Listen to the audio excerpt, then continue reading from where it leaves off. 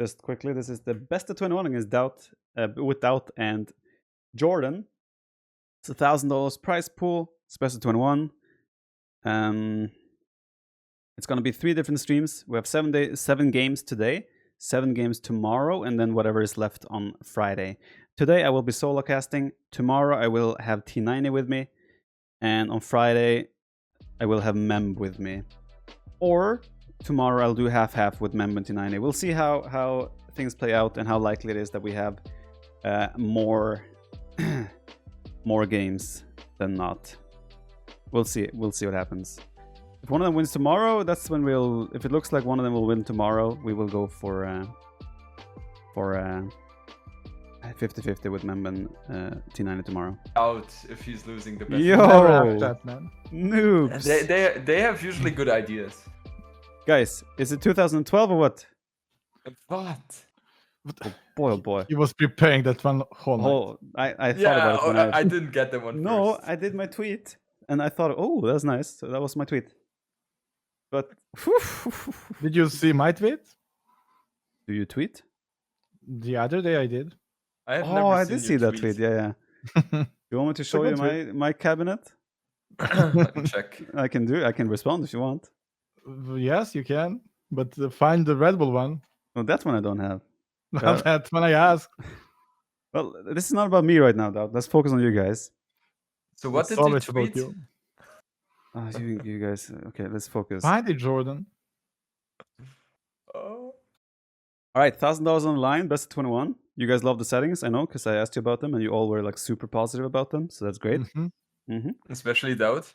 Especially DauT, since there's so much Empire Wars, and he is, after all, the Empire Wars champion. So lucky him. Yeah. There's a lot of water maps, and I'm playing against the Admiral. Oh, that's true as well. Yes, and also drafting will be a huge impact as well. I cannot wait for Portuguese war on island. All right, either way. Victoria for the win. That game should be extra day, just one day Fast for that game. speed. That one will be fast speed. And what's it called? Ludicrous map size. Let's go. But either way, best of 21. You guys played one in the past. You've only done one in the past, right? How did that go? That's what we are getting to, DauT. Just relax, okay? Continue. Yeah, you played one in the past, right? Yes. Okay, JorDan, how did that go? Why do you ask me? Ask DauT. No, I want to ask you, JorDan. I want to hear as well. Well, still hurts, man. I came down $5,000 short. The pressure that time was on you. You're like a coming star. Like, I'm dominating. I'm best. Yeah, that was the issue. And now, but now it's a bit different, DauT. That's a good thing. Who's got now the we both pressure suck. Yeah, no one cares about us anymore. Okay, who's favorite here, JorDan? Who is the favorite in this best 21 right now? I mean, you advanced way further than DauT in the recent Hidden Cup. So way further. Yes, way further. The guy who beat DauT, man. You slapped the guy who beat DauT 4-1. Mr. 04. 3-1. What was the score? 4-1. 4-1, man. 4-1. You slapped the guy that beat DauT 4-1. So, do you consider yourself the favorite? No. Why not? I would not say so. Yeah, I still think DauT is a bit stronger. Still, okay. But I think it will be very close. So modest. So you're putting all the pressure on DauT. DauT, yes, do you consider yourself the favorite? Yes. Good talk. Yep. What do you think the end result is in the end? And don't say 11-0. 11-8. Like last time? Yes. Let's go. Let's go. All right. Well, I would say we can just get into it. I don't think there's too much trash talk to do yet. We have to see some games first. But what if I lose? Then I have nothing to trash talk about. That's I already said it's not about the money here. It's about who has the banter position. Yes. I mean, we're gonna. Well, do we go on voice again after the end of the day, or do you also want to do one in between, like after 3-4 games? We can also do it after 3-4 games. I don't care. Okay. Depends who is winning. Yes. And also, very important thing I just discussed with DauT. If I lose the best of 21, I will have to get rid of the Admiral in my name. Oh, please. Okay, I'm cheering for DauT. Yes. Let's go. And I will No, put Admiral. I will take the title. No, that's not how it works. Admiral DauT. Let's go. That's not how I it have works. to. I have to think about something which he has to do when he's losing. So I'm open for suggestions. DauT I has can to, put Admiral if I lose. DauT It's has bad to- enough. DauT has to tweet 2 weeks in a row every day. About what? That's you up to you. You have to make funny tweets 2 weeks for 2 weeks every day. He has to. He has to stream with webcam. Oh, Jordan, did you see my tweet? I like that one. No, let me check. Find my tweet. You will like it. hey, focus on the what's- games, what's guys. We your are ready name? to start here. We are ready to start. His name is GL Lord DauT, find Lord me. DauT on GL DauT. Twitter. GL DauT. Yes, yes. You're following 2 people. Who is he following? Is it still Team don't know. Secret? OG and Team Secret. There you go. Oh my God. Rapple Volo. Oh, DauT. I like it. Yeah, that got into my mail like a few days ago, and I was like, does Viper have this one? You're playing against me, not against him. Did anyone else get, or is it only made for Rebel 3 though? Well, it's the only one that matters. All right. Well, I think we're good to go. You guys seem to be ready, so I would say you can Yes. just go ahead and start, and we get going ASAP. Yeah. Okay. All right. I like good, this more. Good luck, boys. See ya. Thank you. All right. That was the introduction to the best of 21. Good talk. Now we're gonna get straight into the games. I think they're pretty much ready to go, so it should not be long until we're in. So who is the host? The host is me. I'm the host. Who do you favor? I think DauT is a slight favorite. I'll probably cast fairly serious for the most part, but obviously when I'm on voice with them, we're gonna have to trash talk a little bit. But yeah, I think DauT should be a slight favorite considering the map pool and everything. Speaking of map pool, I will. Can I bring it up here? Where did I have that? I had it somewhere. I'll show you guys the settings in full quickly here. All right, we have some beautiful graphics made by. I just have it here. Okay, beautiful graphics made by Kagan here, Mr. Kagan. So we thank him for that. So it's the best of 21, $1,000, 7 games per day. I always say 7 days, 7 games per day. These are the home map settings. You have Acropolis, Rockslide, Cross, Atacama, Bypass, Rocky Forest, Islands, Land Madness, Slopes, Mediterranean, Kawasan, and Ghost Lake. So as you can see here, game 1 is a set, Arabia Huns War, and then game 2 is the losing player of game 1.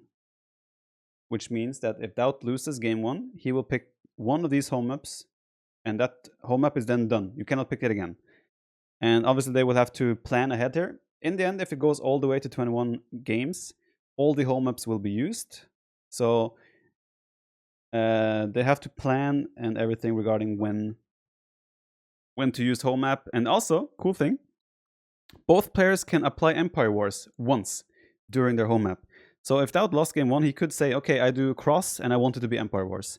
And then he has done his home map with Empire Wars. So yeah, that's pretty much the order of things. They all can use each civilization once per player. Like they can use each civilization once. So we have, if DauT uses Aztecs for Arabia, he cannot use it for any other map.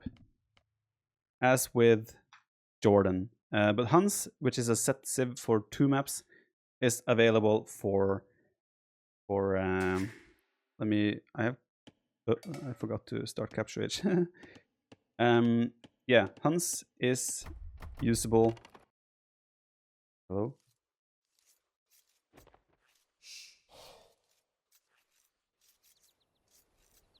One second, guys. Just quickly trying to grab this.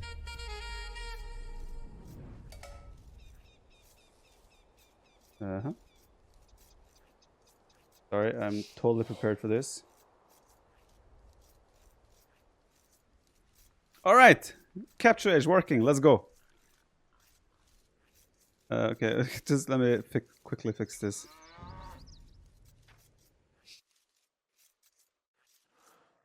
All right, apologies. Now we are fully focused.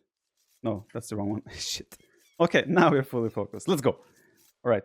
Shit. How is this messed up? I thought I prepared all of this last time. I'm sorry, guys. Let me just quickly take care of this.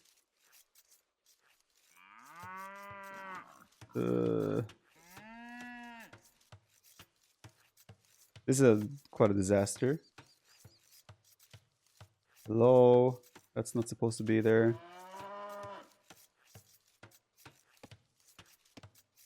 Where's chat? Where's chat? There we go. I think we're good. Okay, we should be good. I'm sorry for that. Yeah, here we are. So we have Admiral JorDan against DauT, both playing. So we went for, since it's a classic match, best of 21. They played best of 21 in 2012, where, oh, date. Life is hard, man. Why is Sneak showing up? All right, now we're good. Okay, sorry, now we're good. So let me speed up here quickly so we're live. They played a best of 21 in 2012. DauT won that one 11-8. So they have had a kind of a... JorDan has come back now to the game like 3-4 times already. And every time he came back, the logo... Oh my god. Every time he came back, they had this trash talk between themselves about doing another best of 21 and so forth. And yeah, figured it's time to actually make it happen. So we're doing that, and we're playing with some classic settings. Hun's Arabia War is one of the most classic settings. So that's what they are starting off with. And DauT taking some damage there on the scout. JorDan in the blue, DauT in the red. First game, Arabia Hun's War. And I'm sure this is a game that will kick one of them off to a really good start. So both of them are going to be looking to win this one. Antomish, thanks for the sub there. Isolator, thanks for the 3 months. The Fiberman with 17 months as well. Beetlejuice with 5. Idefix with 30. Hellscream with 9. Aswath with 18. Gibbon with 18 as well. No, with 5. Thank you guys. Have a quick look at the maps. We can see that JorDan has a forward gold, but he has it kind of semi-protected by some woodlands here. So in the end, this should not be a problem for him. He can easily secure this with some walls and the military buildings in front here. He has back berries, back woodlands, so he will surely be happy with that. DauT, on the other hand, has... Okay, I remember how to use hotkeys, nice. DauT has a fairly open left side of the map, but he does have gold quite close to the town center. If he places a mining camp here, the villagers are pretty much protected by a town center, so he's probably very happy with that gold as well. Both of them are advancing to the feudal age. JorDan is doing 20 pop, DauT is doing 21 pop. JorDan will be slightly faster, but DauT will have the slightly better economy. This is the first game indeed. Let me see if I can add like... Oh, I just heard the raid sound. It's not supposed to be playing. Enable scoreboard. The thing is, you cannot put best of 21. That's a bit of an issue. Play all. This is kind of bad. This is enforced. Okay, I can do like this. Best of 21. I might have to do a manual scoreboard rather. Okay, home. Connected to the game. How do I go back to the game? Okay, there we go. Yeah, we'll see how we do this. GL logo coloring DauT text. GL logo. Where did I place it? I put it over my webcam. There we go. Alright, focus on the casting now. Looks like both players want to go for a classic scouts opening. No attention at all yet on gold. So both players just collecting wood and food, and they will go for the scouts play. So we're getting an absolute classic match to kick off. Everyone go opening scouts. In a Hun's War was the meta back in the day. As you can see, JorDan is up slightly faster. His scout is a bit out of position though, so he cannot really pick off DauT's scout, but he will scout whatever DauT is doing over here. Change JorDan's name. How do I do that? Casting.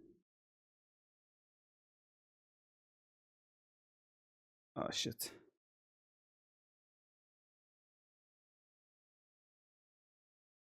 Should not start doing these things. Okay, that works. That's better. Okay. Speed up to live. Am I not live? Thought I was live. Alright, we are catching up again. Thought I already did this.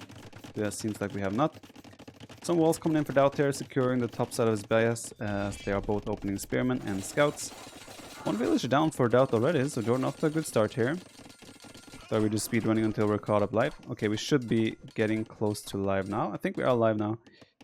So JorDan off to a good start here, picking off one villager. How did I change that again?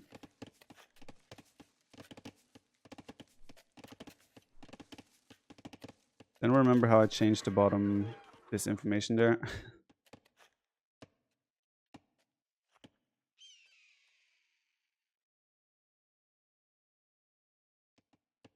You can't? No, I should be able to. DauT is out of position again. JorDan coming in here, but he does have 3 spearmen here, so he should be fine. But yeah, JorDan I think is off to a good start. Minimal investment in defense. Nicely walling off his base now. Moving to gold as well. DauT is coming around with 4 scouts here. Alt C. No. Not working.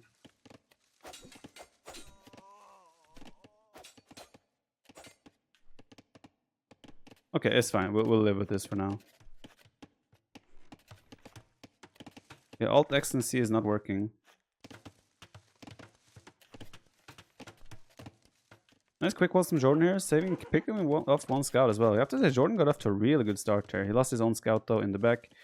Yes, villager count is equal. JorDan is 1 villager ahead, just about.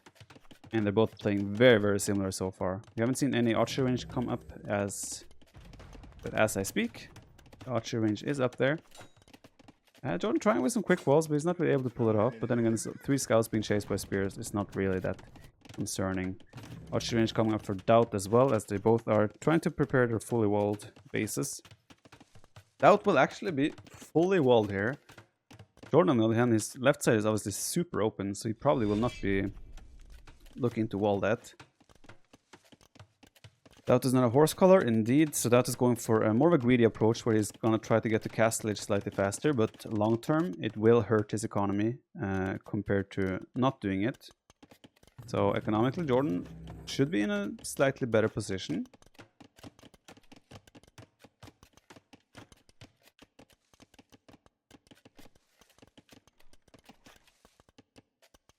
We do not hear any game sounds.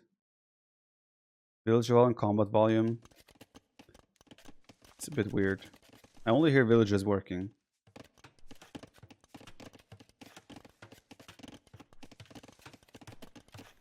I'm trying to click this. I feel like the overlay is a little bit bugged.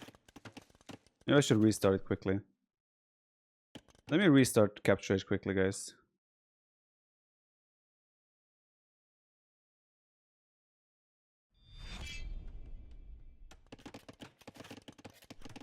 Still doesn't work.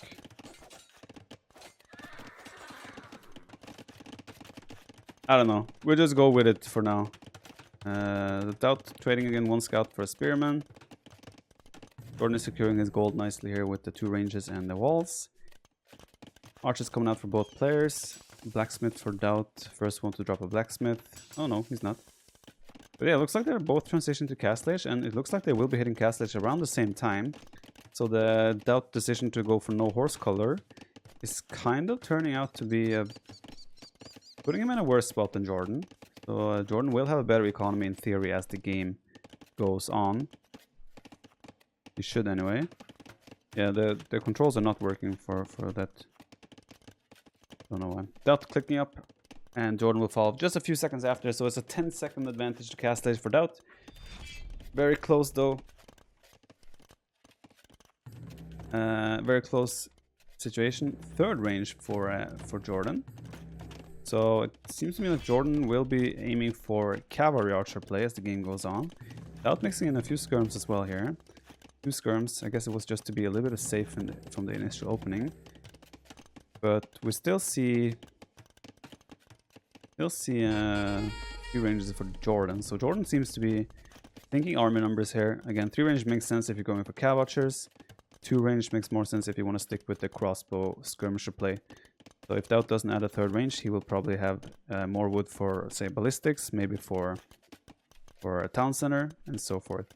Yeah, DauT is 4 vills behind, but he does have wheelbarrow. So DauT did wheelbarrow, JorDan did not. That's why the villager difference is so big. And also JorDan killed 1 villager from DauT.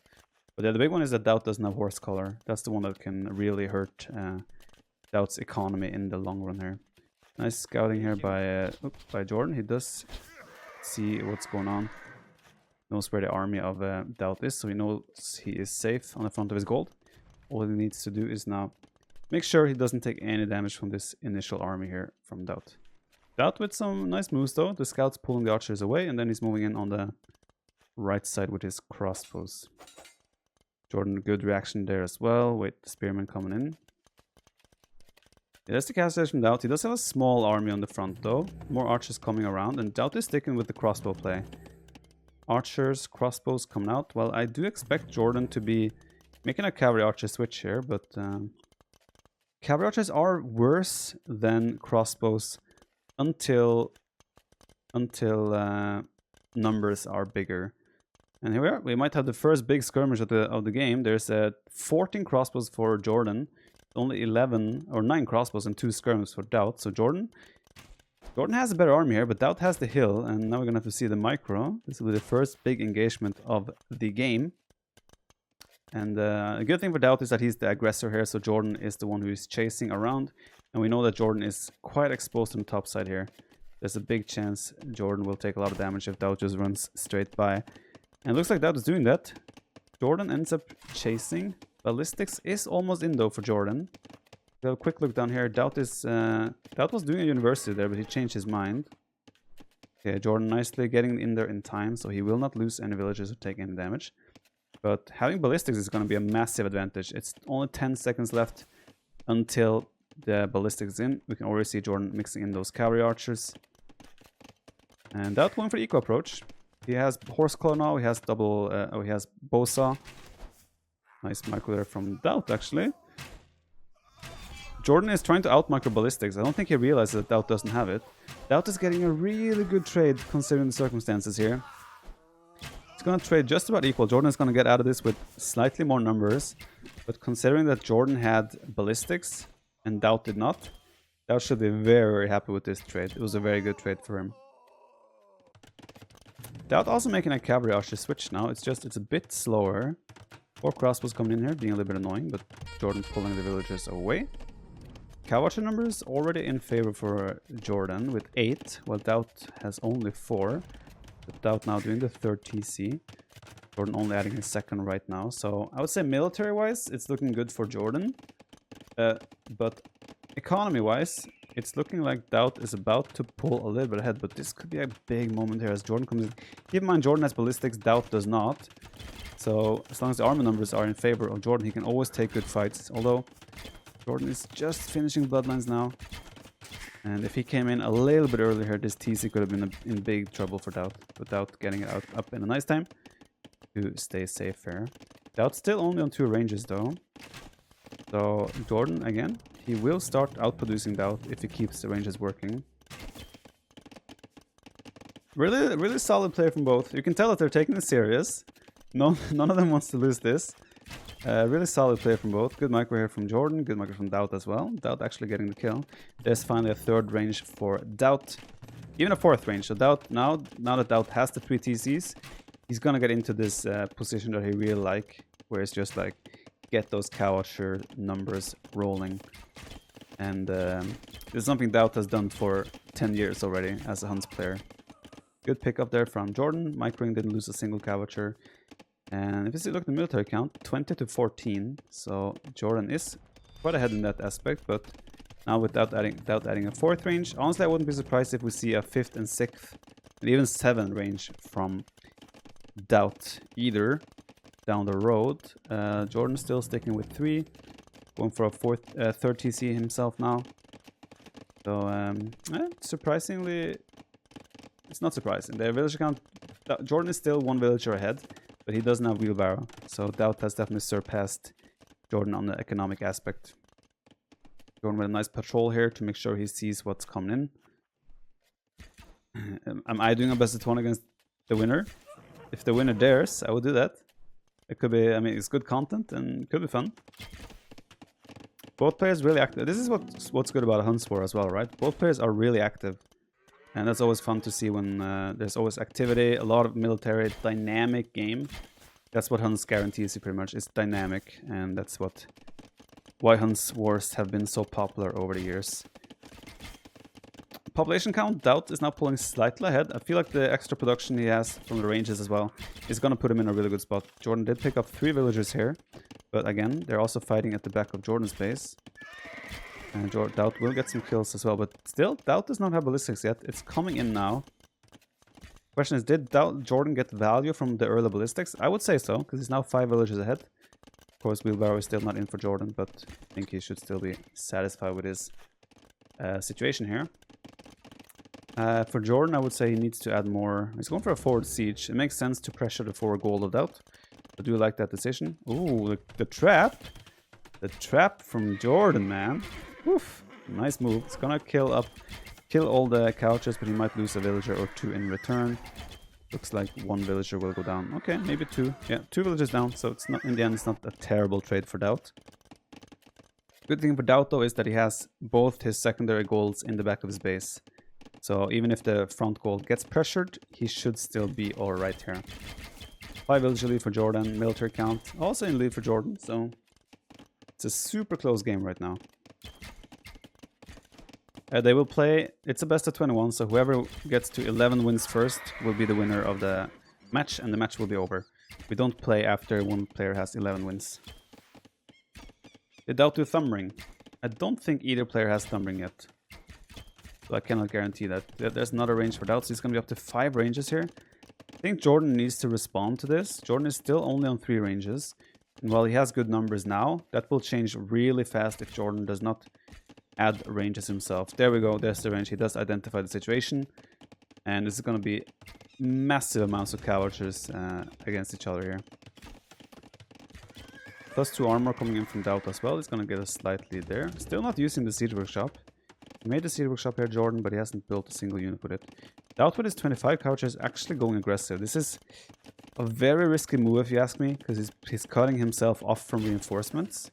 And while he's going to get a villager kill here or 2, he's kind of positioning himself in a way where JorDan will be able to catch his army. This really looks like 2012. I know, right? Can we tribute to prize pool? Not through me, Handpan. I don't want to have donations come in my channel. It just adds complications for taxes and whatnot. So if you want to contribute to prize pool, you can make your own inner contribution and say, hey, I will donate X amount to whoever wins and whoever loses. And you can do that on their respective channels. That's at least the way I want to do it. I don't want to make it complicated for my... It might be selfish by me, but it adds tax complications. So we have the 6 ranges from DauT, massive production there. JorDan still only on 4. As you can see, the military numbers now, DauT is at 47, while JorDan is on 39. So even though JorDan has... He doesn't even have a better eco, right? JorDan doesn't have wheelbarrow, it's just finishing now. Ecos are very similar, but DauT is the one who is switching on the production earlier, and that is going to put DauT in a really good position, I think. I think DauT has to heal here as well with some units, but JorDan with the military numbers there should be able to clean that up. But I still think DauT is happy with the trade. But yeah, JorDan mixing in a Mangano. Trying to finish off... Oh, JorDan switching to Skirmisher. JorDan is going for the economic counter unit play, which I can see being a good option here. Because he might feel like he cannot compete with the cavalry numbers anymore. But DauT responding immediately, adding his own elite skirmishers. So we're seeing a very much a mirror matchup happening right here. This honestly, this looks exactly like a Huns of the old days. Scouts into archers, into mass cavalries, into skirms. We're pretty much watching a 2012 Huns war right now. Population DauT is 25 ahead.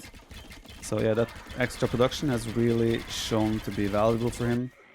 JorDan with some nice reaction again. Yeah, really solid play from both players.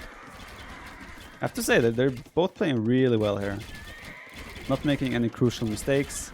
Very close and tight game. 2 Manganos coming in from JorDan now. Definitely going to contribute a lot to the fight.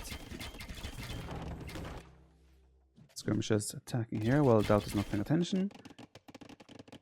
JorDan just had like 600 food, but he just burned his whole food bank. So Imperial Age is still going to be quite some time away. one mangonel down, so DauT is picking up the mangonels with the cow watchers. But all JorDan wants to do is pretty much lower the skirm numbers. Still DauT, build numbers, it's such a close game, man. But DauT has a big army on the front side until now. 8 skirms from JorDan, 5 from DauT, 16 cow watchers to 9. This is nice. This takes you back to 0 Empires casting Hun Wars. I know, right? I think still JorDan needs to kick his production into a higher gear, aka adding another range or 2 or 3 maybe even.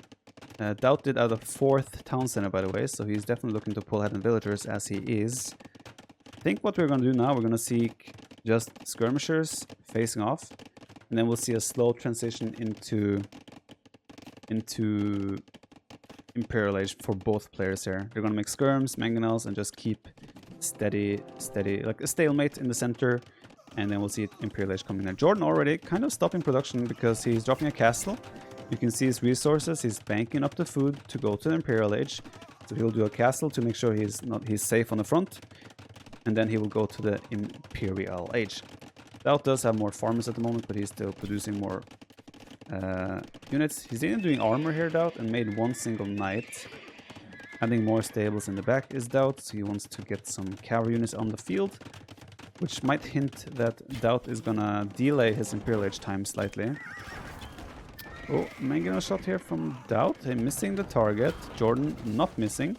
But yeah, DauT did get the shot in the end and did get a good trade, but DauT losing 1, 2, 3, 4 cow watches for free against the castle there.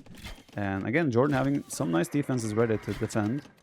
And he will respond to this. Again, DauT being very aggressive with his units, putting him in a position where he might be cut off from reinforcements and cleaned up. JorDan on the way to Imperial Age, handcart coming in, Imperial Age, DauT on the way to Imp as well. JorDan will have a 1-minute time window to do some damage here with his Imperial Age. So 1 minute doesn't sound like a lot, but with Imperial Age upgrades, 1 minute is quite significant actually. JorDan is trying to quick pull here to make sure DauT gets trapped, but this Palisade Gate is still super weak. He does deletes it to build probably a building. Siege Workshop indeed, and the army from DauT is now trapped. So it's gonna be a nice cleanup from JorDan here. DauT still ahead of roughly 10 villagers, but yeah, this is as close as the first game we could have asked for. The skirmishers, very nice move by JorDan, not losing any cow watches, only investing skirms to clean up this whole cowage army. So very nice move from JorDan indeed. I am curious whether any of them will go for Tarkans. Right now we see light cap for both players. So both of them are making the typical Huns composition, which is Hussar and Cavalry Archers. But yeah, I think Tarkans could have been a sick move here for both players, honestly. DauT now doing his own castle in the center. This hill can be a very crucial point in the game. And ooh, JorDan with the Imperial Age upgrade. Cap drum coming in immediately. I think JorDan is going to push this castle really hard, really fast. I don't think he sees it though. Yeah, he will see it now, so he might regret not moving in earlier. But with Captram, with Trebuchet coming very likely soon. Second Siege Workshop as well. So JorDan is going for Cav Archer, Siege to open up, and then he will probably switch into Hussar as the game goes on. So I like DauT's transition better. Looking at economy right now, DauT has 50 on food, JorDan only has 31. And usually as you transition towards the Imperial Age, you want to have a large food supply coming in, so you can make that mobile raiding unit. I like what DauT is doing as well, outposts everywhere, so DauT is getting full map control. Sneaky stables in the back as well. I don't see any relics picked up yet, so none of them has really focused on that, but I feel like DauT is setting himself up better for late game, but JorDan has a time window here where he has some nice units that can potentially do a lot of work.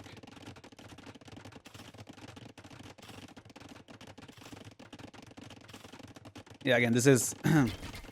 we couldn't have asked for a closer first game. As the push comes in, 5 cap drums, which is...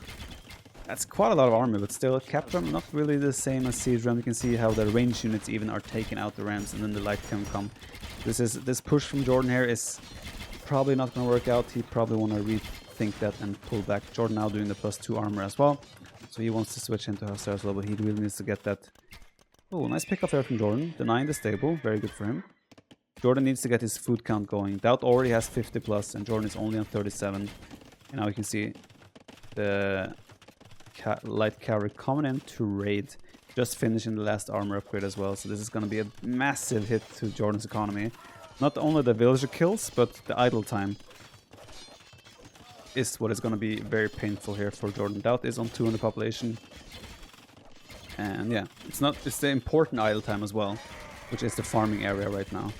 JorDan has still 14 skirmishes, kind of wasted population on the top side there. But yeah, DauT is cementing a really comfortable position here for himself. Still some nice castle position for JorDan on the hill here. Trebuchet is on the way, but still it feels like DauT did set himself up for Imperial Age better. And he is now reaping the rewards of that. Another 4 castle from DauT on the hill. And it feels like DauT is just in firm control.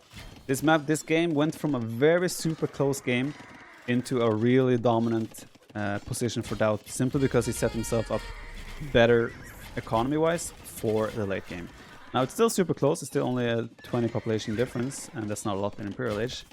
It just feels like DauT is in a very comfortable spot. Trebuchet from DauT on the middle as well. Both of them are trebbing different castles, interestingly.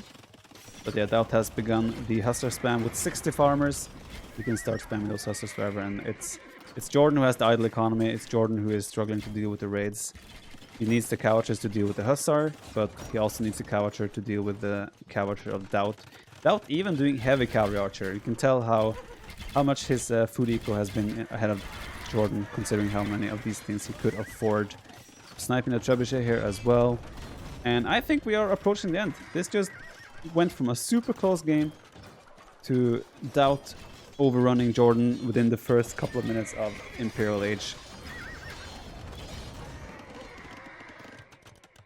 And yeah, JorDan is just struggling to respond on every front here. Suddenly a 50 population difference as well.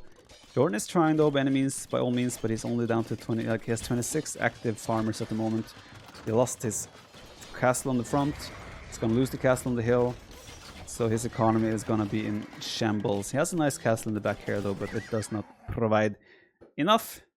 And there we have it. DauT takes the first game. Best of 21. Play all. Let's put it on 7 for now, because we have 7 games each day. So DauT goes up with a 1-0. Yeah, what to say about this? Was a classic Hun war for sure. The big thing here again is what I pointed out, that while they had a really close early game, I think JorDan should be super satisfied with how he played the early game. It was really well reacted and everything, but DauT just showing his experience, transitioning to the food eco, more focus on the food eco, adding a 4th town center. And it just made, considering how stalemated the game was, it just made the Hussar switch so much more important. And yeah, as soon as DauT started the raids, JorDan's economy kind of fell apart. And DauT just safely taking the game from there. So good job to DauT. He goes up to a 1-0 lead. Let me update the score there as well. I think I can see the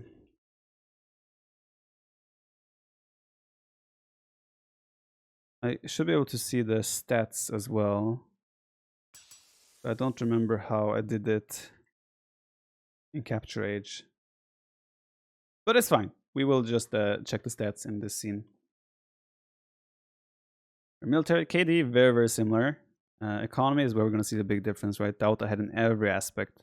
Now, a lot of this is due to the idle time in Imperial Age, but you can see the food eco in particular. DauT just pulling ahead there. I think JorDan had a good Castle Age where he could have made things happen, but the big difference there was JorDan adding Control-Alt-S. Ah, there we go. There we go. The big difference was how DauT added more production earlier throughout the game to ensure. Okay, because we rejoined the game, we don't have the early parts there. Yeah, DauT adding like the 4th to 5th to 6th range way earlier than JorDan also meant that DauT was able to stabilize and catch up in military production and military units. So well done to DauT. He takes a convincing first I wouldn't say convincing. It was a really close first game. But obviously he's in the lead now, so he's surely happy about that. Connected to the game, we are trying to catch up ASAP to be live. And there we have it. Game number 2. It, JorDan wins 11-9. Too bad I gotta go to work. HF all. Thank you, BSK Poison. Thanks for the €5 donation. Enjoy your day at work. And we'll see. We'll see. DauT is off to a good start for sure. As you can see, this is Acropolis, guys. You can see both players start on their own kind of plateau where they have some wood, they have some gold, some stone, and some food. But the woodlines are thin, as you can see, and you will eventually have to move down and get to the bigger woodlines on the low ground around. There's also gold and there's also stone around on the low ground too.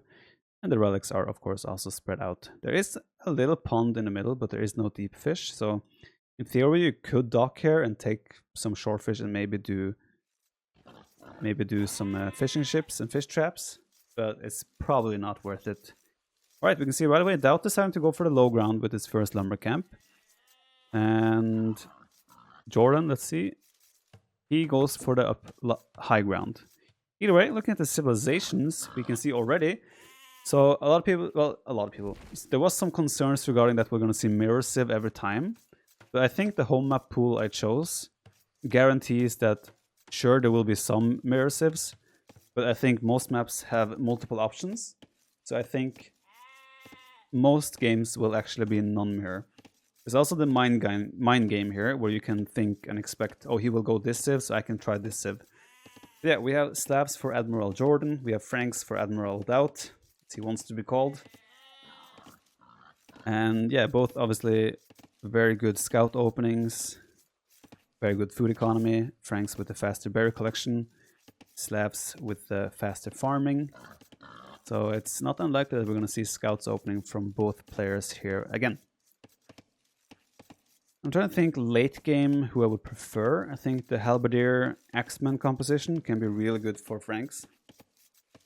Even Hank Cannoneers is an option there. For Slavs, you probably want to play like Halb, Hussar, Siege. Something like that. I feel like Franks might be... It's a very close matchup. I think it's roughly 50-50. I wouldn't be able to say that, hey, this civ is better than that. JorDan played this map like a beast in his show match against Villes.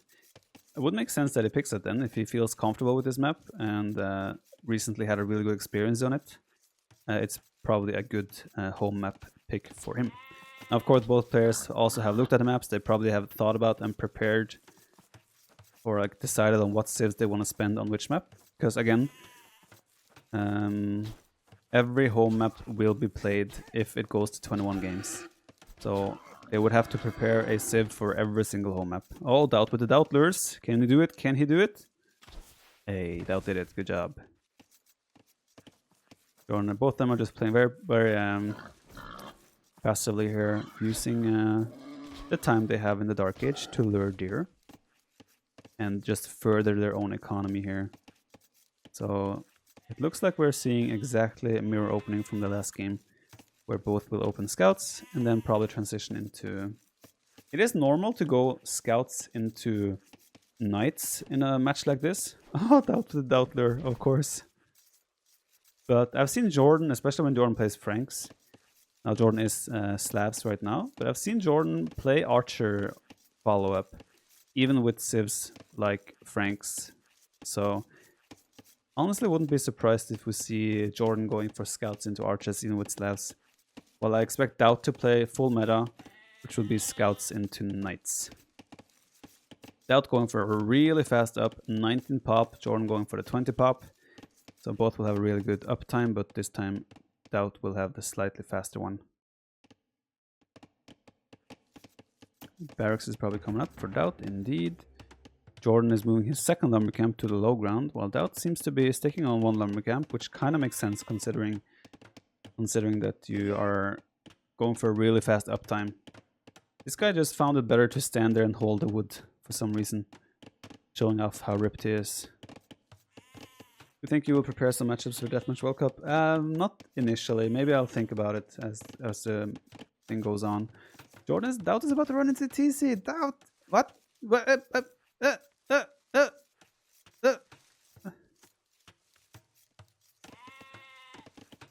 Okay. I guess none of them was paying attention there.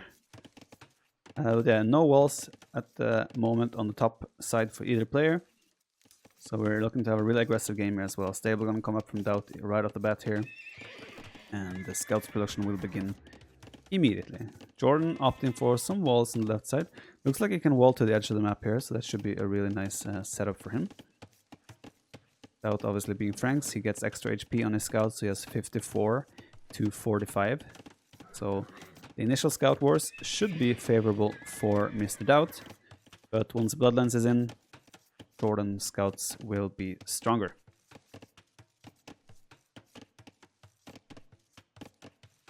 Mutual respect, is that what you call it? I'm not sure if mutual respect is what I would call that. JorDan with some safe walls, making sure he's safe from cavalry raids. And yeah, both of them kind of securing their woodlands a little bit here. Farming 2 farms for DauT. JorDan starting farming now as well. So again, we're seeing a very, very similar match to the first game. But DauT is looking to put some pressure on the bears, but JorDan is almost about to finish the wall. This wall comes just in time, just as the spear and the scout wants to enter. Oh, JorDan's gonna take a hit. Oh, this is massive for DauT. That's a really big mistake on JorDan's part. He pretty much gave a scout away for free there. He will not be happy with himself for that, but also good pressure from DauT. I don't think JorDan expected the spearmen and the scouts from DauT to be there already. So it's both a mistake on JorDan's end, but it's also a good pressure from Mr. DauT. Why is killing the scout with TC not considered as laming early on? Well, it's something you can do something about. You cannot run into the TC of your opponent. Some other laming is pretty much that the opponent cannot deny it in any way. JorDan did lose a scout and he sees the tower from DauT, so he's responding with his tower right off the bat. There's a big fight up here as well. DauT is coming in. DauT is going so aggressive this game. Picking up all the scouts, all the spears. I think JorDan still got a decent trade there. But DauT 6 population ahead. And this was also a really good reaction from DauT. Stopping this tower. I think he should build one more tile back because this tower is still in range. But the aggression from DauT is relentless here. JorDan kind of has to probably switch into only spearmen. I don't think JorDan should make scouts anymore. He should make only spearmen from now on and just try to hold. Great tower from DauT, actually. It's not in range, so JorDan will have to give up this woodland completely. And also kind of have a wasted tower there. So DauT is putting on some relentless pressure, and it's really nice execution so far. JorDan having a lot of idle time now, having to run all the way back. And at the same time, DauT's economy at home looks also very solid. He did a second lumber camp on the woodline too. Farming eco is about the same as JorDan. And keep in mind, you also get horse collar for free as Franks, which also helps the economy, which is why you can put this type of early pressure on.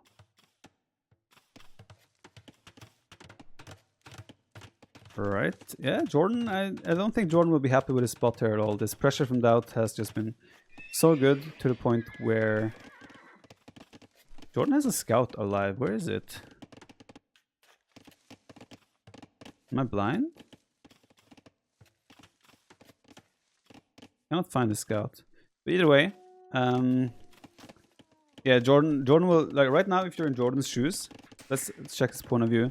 This is what JorDan sees, right? Sure, he's somewhat walled, but you feel like you have no initiative whatsoever in this game. You feel like you're only reacting and trying to respond. So JorDan now will not know what's coming. If DauT behind this was making a archer follow-up, JorDan would instantly be dead, pretty much. You see DauT still producing scouts. I'm still very confused as to why the overlay says there is one scout alive. No, that's in the queue, right? Wait, okay, that's weird. JorDan now, and you can see this is also what I'm saying, right? The reason JorDan is making that scout is because he has no vision. He has no vision, so he doesn't know what's going on, and he feels that, so he needs to make a scout cover simply to get that vision. DauT with big scout numbers, though. Actually engaging with what's 4 spearmen, and he's killing them all. So again, he's gonna start picking up villagers. JorDan will have to make even more spears. He has to use the one scouting scout to defend as well. This is just looking really, really rough for JorDan here.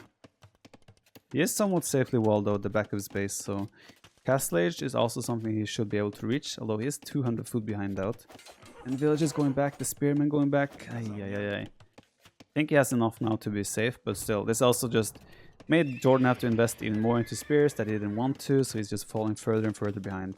DauT even has Wheelbarrow in already, and DauT is looking to click the Castle Age, while JorDan just doing Wheelbarrow, although his Castle Age shouldn't be too far off. A nice economy development from DauT as well, 7 on gold, and he should click up any second. Second stable coming up as well. It looks like DauT is gonna commit fully on the scout play. If I was JorDan here, I probably would think about adding a second range in order, second barracks, in order to produce even more. Ooh, he's trying to trap the scouts, which he will accomplish, but he might lose a villager in exchange. Actually, everything survived. Nice move by JorDan there. And suddenly JorDan has to score it, and JorDan is about to click Castle Age as well, but he's missing the second building, which is the blacksmith. So it's still lagging a little bit behind there, but it was a nice trap indeed. I'm curious to see what JorDan's follow-up here will be. Obviously I can see everything, so for me it's easy to say I think he should go double barracks pikeman. But still, this map is also a lot about mobility. And having to run around and chase knights is never a good feeling. No commitment yet for JorDan. Just one barracks, just one stable. The first to 11 wins is when the tournament, the show match is over, or the best of 21 is over. Okay, I think this is a mistake from JorDan. I understand that you feel like you should go knights, but I feel like you're just playing catch up from the start then. That's kind of what I don't like. JorDan is getting good scouting though with the scout cavalry, so he should be happy about that, but still, he's just gonna play catch up here. 4 villages ahead though is JorDan with Wheelbarrow.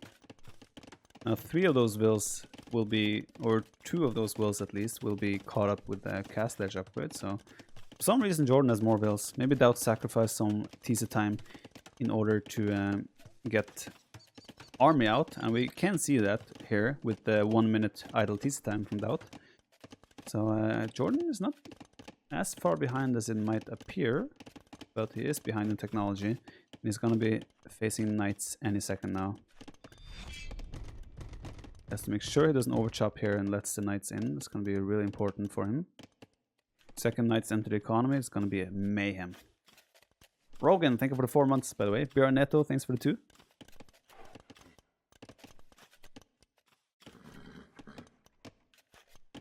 TC from JorDan immediately. He knows he's going to be under pressure, so he's looking to secure this area with a town center. I like that decision. I think JorDan, all in all, has recovered really nicely here. Knights are out to defend as well.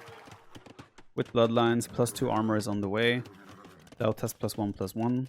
And DauT is committing in on villages here, which I think is a good decision. JorDan has the quick wall, the wood. Ooh, he fails. He fails with the quick walls and he's gonna start losing villagers. Aye. And the thing is, knight takes a long time to kill other knights. So there's very likelihood of at least 2 vills down here. Indeed. Now JorDan will clean this up, but still 2 villagers. Not only the 2 vills, it's also all the idle time. Knights coming in on the woodline here as well. Another villager, 2 villagers down. Spearman goes down as well.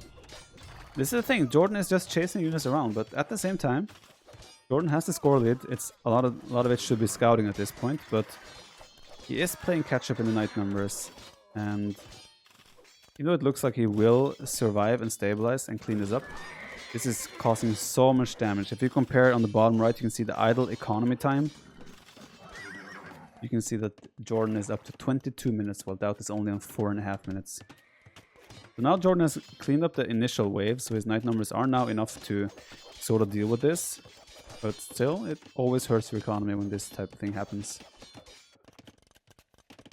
DauT has not added a town center though, because he did do the forward tower. So I'm starting to really like JorDan's position.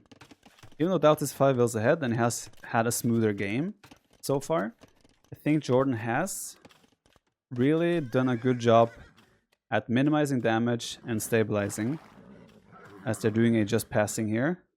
What? What? Okay. Just passing, I guess. That was a strange one. Monk is on the way though for JorDan. If these knights commit under the base now, JorDan is going to lose so many villagers. He just sent all his knights through. And he knows it as well. He knows it. He deleted this farm to try and make quick walls. He knows that if those knights get in, he's in big trouble. And they are getting in. JorDan again having to react so heavily with the walls and quick walls. He's going to lose so many villagers.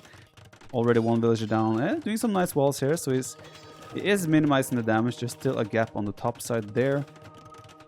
He did get a conversion. The monk is not in though. He's at the same time counterattacking, but DauT does have a monk and knights in defense. So I feel like this trade-off here is getting... he did get in here. JorDan losing more villagers. This trade-off is getting way, way better for DauT in the end. Now he did, again, minimize damage, but there was still enough damage here for this to be very, very worth it for DauT. And don't be fooled by the score difference, guys. If we check both their point of views, we can see this is JorDan's scouting. And I think for every percentage you scout, you get 10 score. If we compare to DauT scouting, it's very minimal. So the score difference here is heavily impacted by the scouting that JorDan has done. Since when are you casting? Since I started losing tournaments. I had to make that natural transition. Military numbers now 12-3. I assume JorDan didn't notice the cavalry as they passed there, and DauT probably saw the cavalry. So that's why DauT decided to jump under the TC, because he knew he would be able to get damage there. So that was a very good call by Mr. DauT. And again, JorDan with the idle time. 39 minutes idle time versus 7. It's such a big difference there. And yeah, DauT is in the firm control of this game at the moment and in the driver's seat, no question about it. JorDan did save the monk nicely and it's going to clean up again, but again, it's all about idle time, right? DauT is now up to 3 TCs as well. Has a super smooth game at home. Picking up the relics, adding a 4th town center is DauT. He's just looking to further his lead even more. He's 15 villages ahead right now. And a wise man once said, if you're ahead, get further ahead. And that is what DauT is doing right now. Yeah. Oh, DauT got the kill and then the delete. Really nice move again. Yeah, score is so deceiving right now. For what?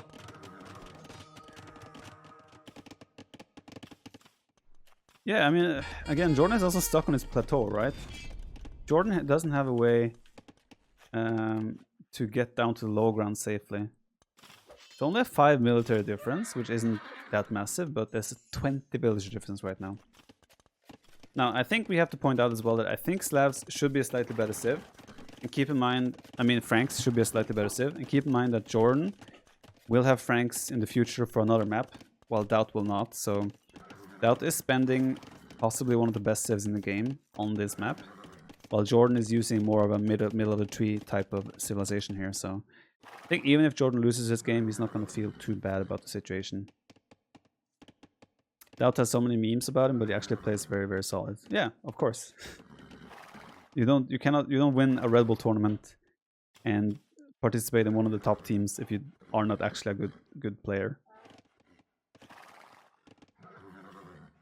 JorDan keeps Franks to game 12 when it will be over. Not impossible.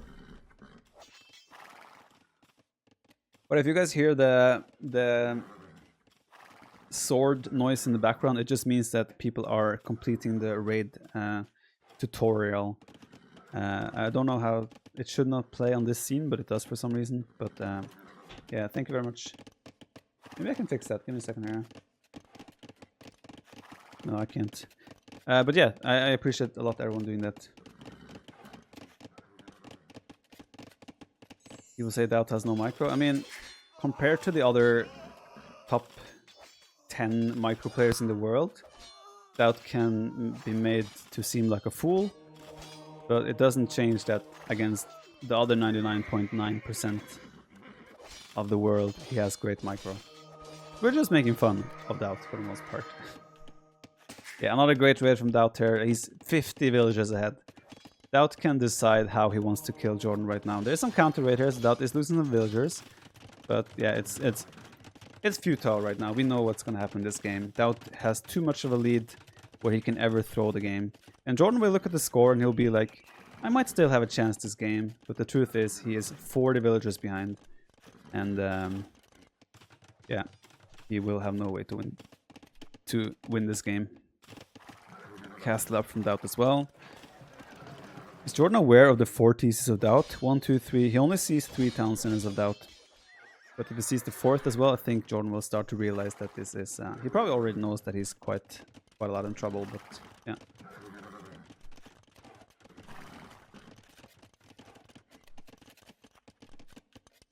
Yeah, I mean, JorDan is desperately trying to make things happen, but yeah, it is an uphill battle, no question about it. And JorDan does have his military lead though. 22 to 16. 5th town center for DauT, of course. But now, if DauT cleans this up, the military count will be similar again. JorDan finally moving to the low ground, striking a TC, but then DauT comes in with a monk. Is DauT gonna notice? Is he gonna start converting? Yes, he is. Just adding insult to injury. As DauT clicks to the Imperial Age, while JorDan is doing Sanctity. JorDan has a time window of 3 minutes to kill or equalize the game. And how likely is that? Not very likely.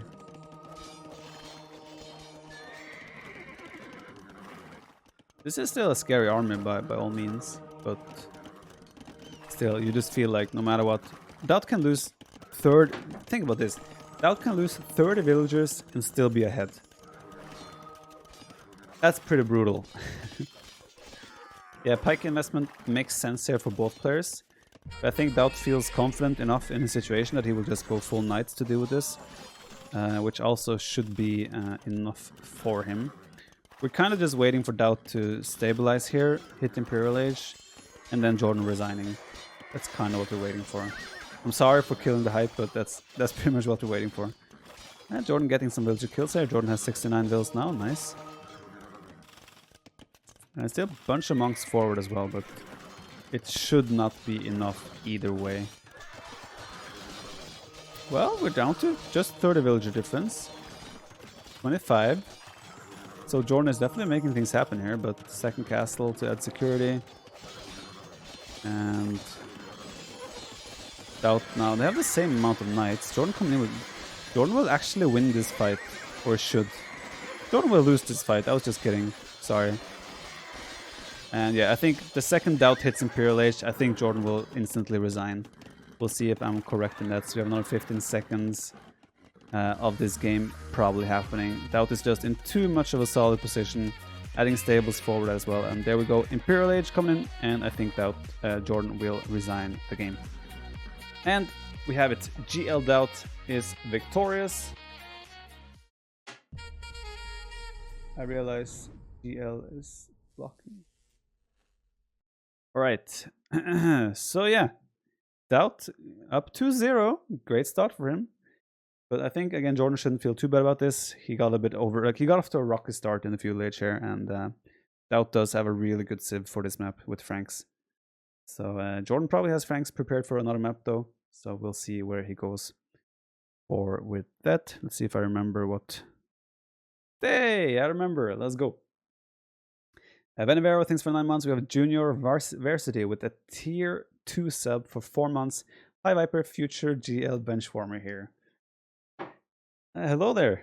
And thanks a lot for the tier 2 extra tier 4-month resub there. Soul Scour, thanks for the 5 months. Did you max out on the Raid Shadow Legends yet? If so, are you going to do a Forest Nothing tournament?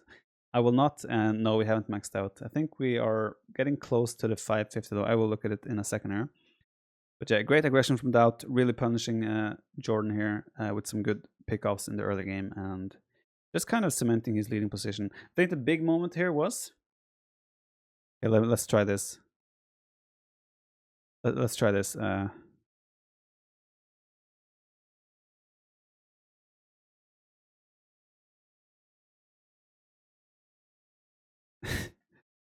Not working.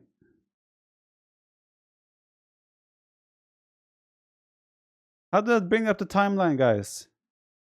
For like going back in time. I'm trying. Press T.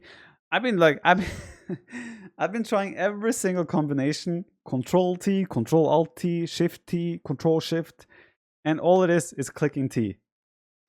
I tried every combination with T except just clicking T. Feels bad, man. All right, I wanna show the crucial moment in this game. It's right here. This is the crucial moment of the game, where both of them are doing a just passing, and I think DauT saw this actually. I think DauT saw this, because he's now moving his knights, and JorDan did not. And DauT obviously knowing, okay, this is a long way away from DauT's base. So DauT knows he has time to now dive in on the economy of JorDan. And this is the game-winning moment here, where JorDan has to spend so much idle villager time, quick walls, losing villagers, so much idle TC time. And in return, he didn't get much damage done at all. So that was probably the game deciding move right there. All right, that leads us to a 2-0 lead for our Lord and Savior. Yeah, that was a solid decision-making game from DauT for sure. This is why you should use patrol move. It's situational, but patrol move is very often a good decision. So now we have a DauT's home map. We see Land Madness is being selected as we speak. Okay, we're getting into the game here. Just give me a second. There we go. Let me catch up here quickly.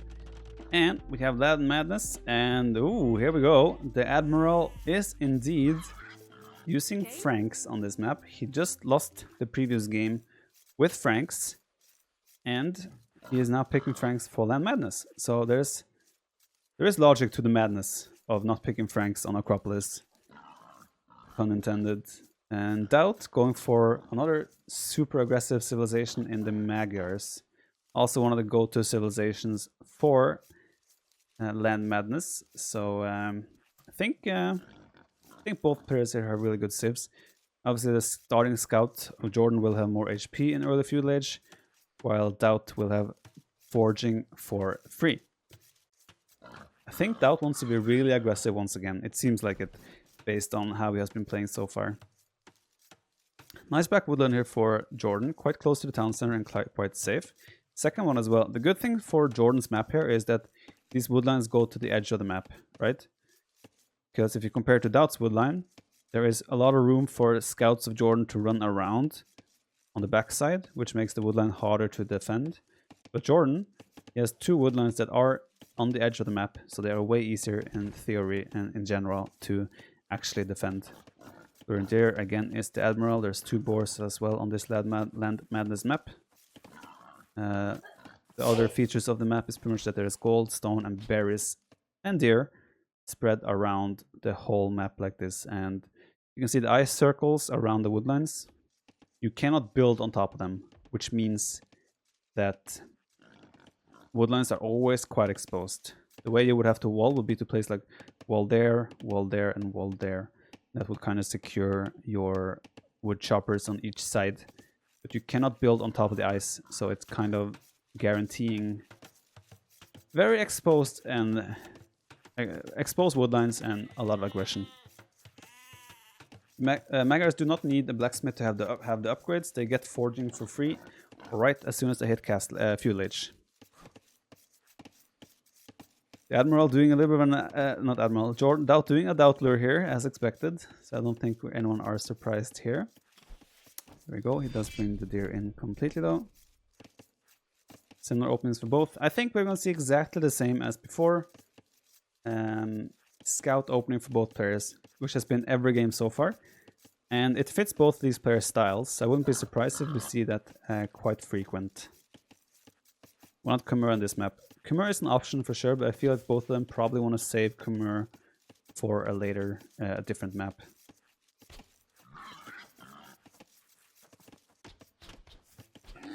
Both players again opting for no scouting right off the bat. If you see the point of view of both players, they've only scouted their own maps. So they're both taking a very economic approach. DauT now finally moving out to look around. But Lurendir has been very much a focus for both players. They want to have the super strong economy. A download rate on mobile, will it count? Yes, if you use my link, it will count as long as you use my link and then complete the tutorial. Heck Last Deck, thanks for 9 months. Eduardo Teach with 15.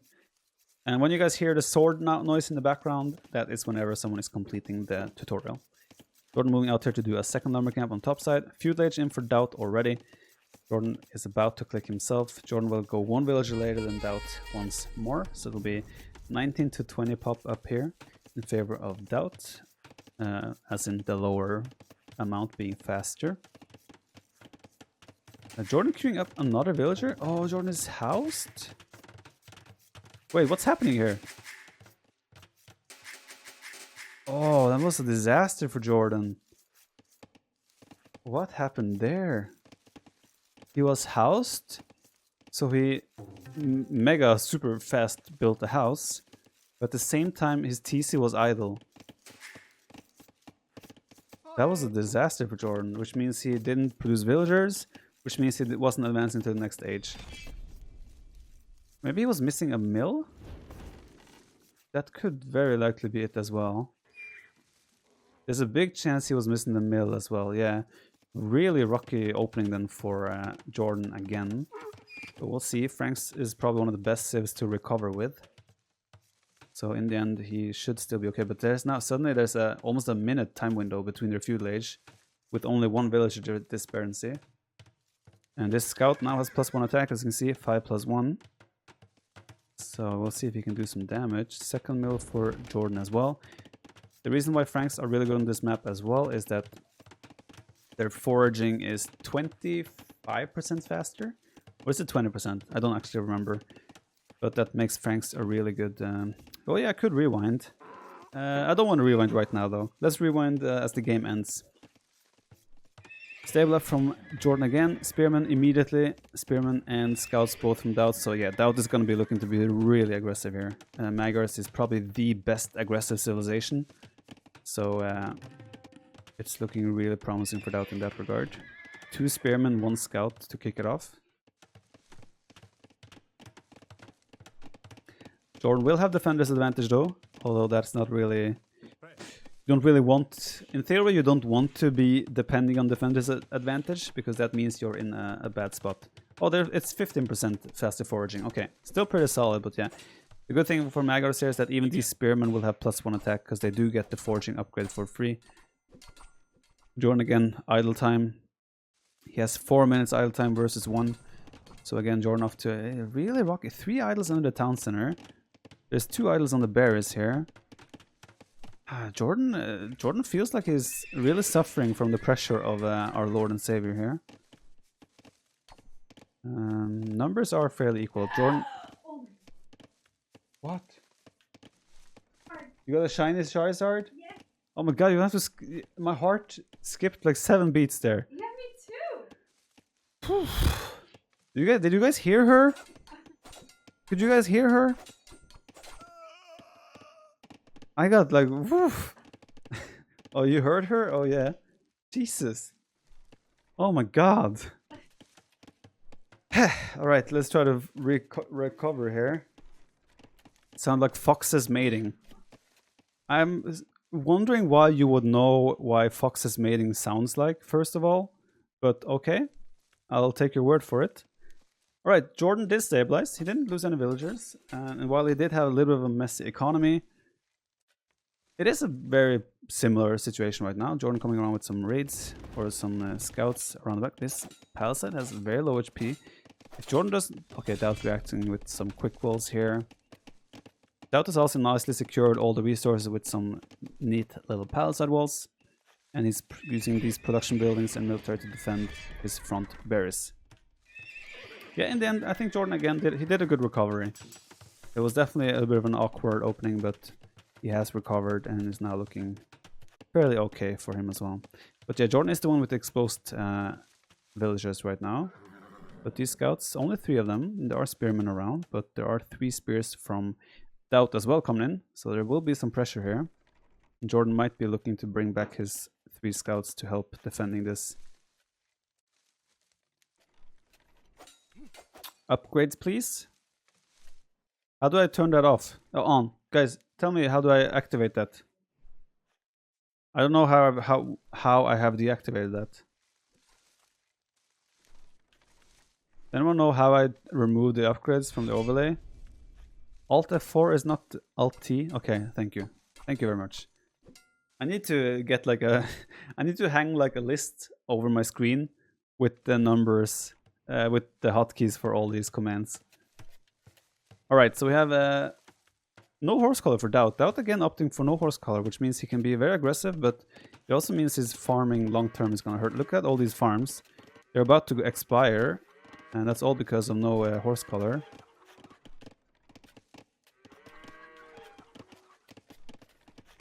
Wait, how is this getting more food? What? Huh?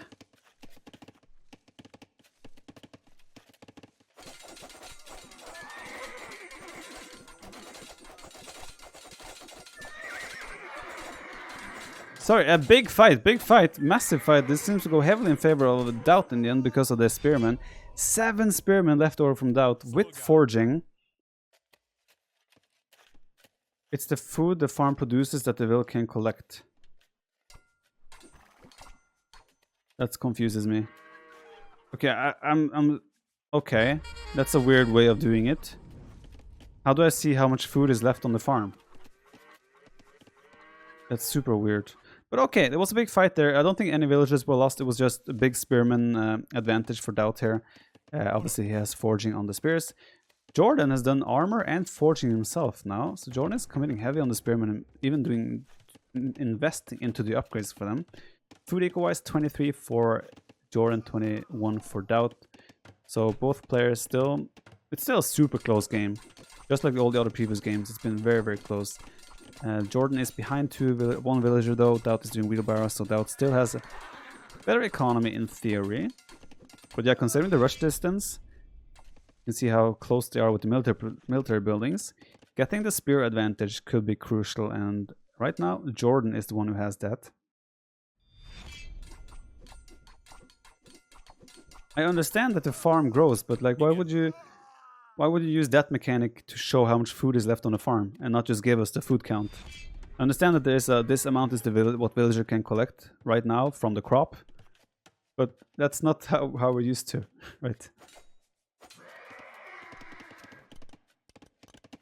All right, yeah, I think we're gonna be okay, Bloodlines coming from DauT. Never mind the transition to a Castle Age. Both of them are still... JorDan is the one who's actually thinking about Castle Age. DauT, on the other hand, invested into even more scouts and also now doing Bloodlines. JorDan got to pray to the lords that he has no holes right now, and it doesn't look like he does. The gold is a bit exposed, so the scouts could come. He could even pick up villagers on the farm, but not a nice reaction from JorDan. And JorDan, again, doing some nice quick walls, getting up another barracks. So he's opting for the pikeman play this time. He did secure the walls in time, so he is safe. But again, this will be a lot of pressure. But he's about to play Castle Age. There we go. The last gold is in, and Castle Age should be coming in any second now, as soon as this villager is done. Market coming up for JorDan as well. Alright, I really like JorDan's position here, because DauT has no range units, and JorDan has committed on double barracks. So JorDan will play pikemen in this game, and as long as there are no archers on the map, pikeman counters everything that DauT can throw at him in the feudal age. However, I have to point out, we did see a few games where people just go full feudal age, full scouts, full cavalry, and they simply use the mobility to dominate. And as you can see here, DauT, even though scouts against pikes, he still takes the fights because he has Bloodlines, he has the attack upgrade, and but still, I think that was a good trade for JorDan. DauT has now stopped production, so DauT will go to Castle Age himself, but there will be a time window here where JorDan will be able to do a lot. He's going for double stable, double barracks play.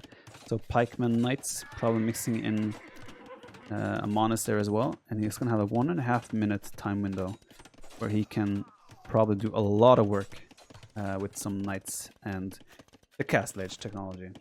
Pressure is still on though, DauT being really active with the scouts.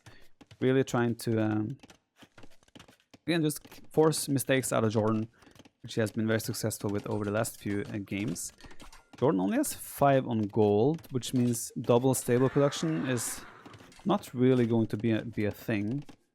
Horse color now coming in for DauT. That's going to be a big one for the game as the game goes on. Again, JorDan has enough spears. I think he lost 1 villager.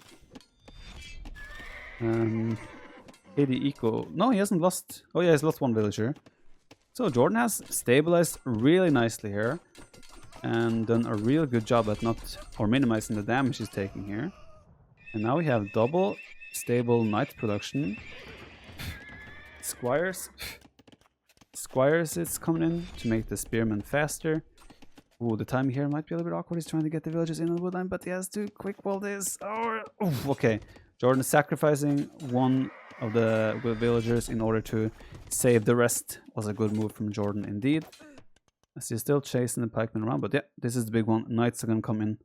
I'm surprised he's taking I'm surprised he's going around. I would just, when I have this tech advantage, I would just go straight through the base and just start fighting here, right? Because you have the knights, you don't have to do like a sneaky move around. The sword sounds, I'm sorry, it's whenever someone completes the tutorial of raid, it's the sword sound. I am sorry for that. I'll look after this game to see if I can deactivate the noise of that one. Easy coming up from JorDan as well, so that's very nice for him. Gold and berries and deer. Perfect easy spot from JorDan here, and DauT just noticed it. And here we have the knights. DauT does see the knights though, so he's trying to right put some walls, which he does nicely, leaving 1 guy out behind though. And yeah, more knights coming in from the side. I really like JorDan's position in this game. It started off quite rocky, but I think he is in a really good spot right now.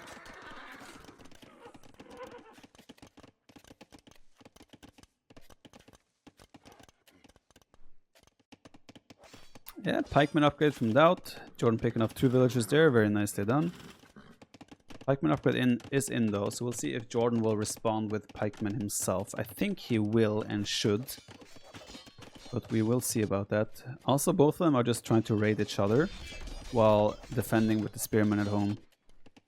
And it looks like neither player is really taking damage here. 49 villagers for JorDan, 44 for DauT. So it could just be that Franks are a really good civ. We saw that the last game, and we see that this game as well. Good fight here for DauT though. Not sure why JorDan is committing still. Still being active with the knights. He's microing here against the pikemen. Really good micro by JorDan. There are 2 villagers left outside now as well for DauT, so another 2 villager kills for JorDan indeed. Easy, really risky teaser from DauT, but I think he will be fine here. Nice quick walls again from JorDan. JorDan is definitely getting to test his quick walls this set. He has done a good job at that. And now the knights are going to be trapped against all the spears. And a really nice cleanup for JorDan, guys. I think JorDan is about to score a point. Oh, he even broke through the gold on DauT's gold. JorDan is 15 villagers ahead all of a sudden, boys. 15 villagers. The Admiral looking to strike back. I wanted to do day 1 by myself for casting, by the way, because to keep a little bit more control of the... because we were doing some voice with JorDan and DauT and just making sure everything is running fine. And also I still wanted to push the raid stuff a little bit today. But tomorrow I will be joined by T90 and possibly Memb. And Friday possibly Memb, depending on what happens tomorrow. I might do T90 tomorrow and then Memb on Friday. We'll see. JorDan has opened this, so if DauT comes around here with knights, there is a chance for a couple of dead villagers there. 12 military to 14, and a lot of those are pikemen, so not a lot of damage dealing units right now. Forward siege coming for DauT, so DauT seems to be planning a big push with pikemen and knights.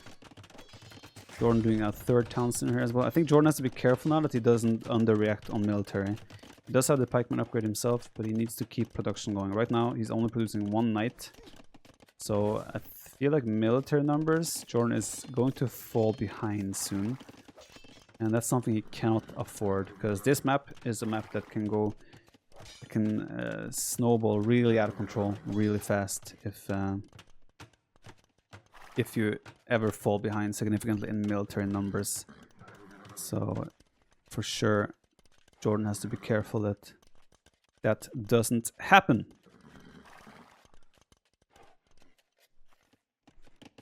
Another nice raid from JorDan here, killing a pikeman and a knight and killing another villager.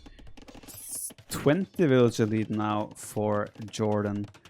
Again, the big issue I see right now is that JorDan's military production, it's good now, it's looking good now. 3 pikemen in a queue, 2 knights. I think he needs to add another barracks or another stable. Just to, he knows he has an equal lead. So the best way to make sure you don't get caught off guard is by adding more production and giving yourself more room to react. And looks like DauT doesn't have husbandry while JorDan does, because he's outrunning these or outpacing these knights. What is this right click from JorDan here? JorDan! Right clicking the monastery, wasting 2 knights and a lot of HP on the others. Now if JorDan, this is one way to start throwing the game. Again, they pick off a nice villager there, stopping another barracks from DauT. And there we go, reaction with just another barracks. He saw the seed workshop. He has a monastery, he has another barracks. I think JorDan will start mass production on military, and he should be fine here. 24 villager advantage as well for Mr. JorDan here. So 21, 22 military. I think JorDan, he senses the danger now, and he will react accordingly as he saw the seed workshop with garrison. Without mixing the scorpions behind this. Clever choice considering the amount of pikemen that are around. 24 to 21. Like, if DauT gets a really good fight here, considering that he also has 3 battering rams, this could really quickly. Oh my god. This could turn really quickly. DauT sees the castle. DauT, this is the moment, guys. DauT has 3 rams. DauT is gonna pop out the scorps, he's gonna pop out the rams. Oh, the perfect position for JorDan here. The knights pop on top of the siege. This is the best possible fight JorDan could have had here, where the pikes are fighting the pikes and the knights cleaning up all the siege. JorDan taking a super convincing trade here, and he's gonna be very happy with that when he's gonna get the castle up. He has a 30 villager lead. This is looking like JorDan is about to score a point, and we're going into a 2-1 lead for DauT. JorDan with a bit of a shaky opening, but really solid follow-up and really good reaction afterwards. Well done to Mr. JorDan. We're gonna go quickly back here. I want to see what happened to JorDan's Dark Age, where it was about him clicking up to the next age. But JorDan did a barracks, so... Oh, that's... okay, I'm a little bit too far forward. Okay, so this is where JorDan is... So we have JorDan here. There he got housed. And then he cancelled the villager, and he wanted to click feudal age. Then he realizes he doesn't have the second building, and he is housed, so he's like in between. He's trying to rush up the house, but the mill comes up at the same time, so best thing for him is just get the mill, get the feudal age, and take it from there. DauT is saying he was trying to go full feudal age. Yeah, DauT was trying to go full feudal age, but JorDan had pretty much walled in every resource, and JorDan added a second barracks as well, which allowed him to defend in the end. So yeah, in the end it was full feudal is very viable on this map. Why did DauT add so many scouts while JorDan was walled? There's still a lot of potential for mistakes to happen on this map. This map is really hard to make sure all resources are walled. So going heavy scouts is not really a bad option, because even if you go heavy scouts, you are guaranteed to force a reaction, and your castlage time shouldn't be that much slower, which also was the case here. So yeah, I don't think it was a bad decision by DauT to go full scout. And he was a minute and a half there to castlage time. It was also a really good reaction from JorDan. So yeah, DauT used Franks on Acropolis, soaring Austrich. KD heavily in favor of JorDan in the end here. Both of them got 1 conversion each. Army counts very similar. Economy, DauT had more food. JorDan had... No, DauT had more wood. JorDan... Eco was actually really similar. The main difference was the stone income of Mr. JorDan here. Alright, well done to Mr. JorDan. He scores a point, and we are now in a 2-1 lead for DauT, which is... I think this is really good, because if we went to a 3-0 lead for DauT. That would be a really hard hit on the motivation probably and the confidence in JorDan. Quickly, and I'm gonna put point of view on JorDan. I'm gonna take it's just gonna be a quick 2 minutes, guys. I'll be back. I need to pee. I'm sorry. There's no sound on this, so I'm sorry for that as well. But just give me 2 minutes, and I'll be back.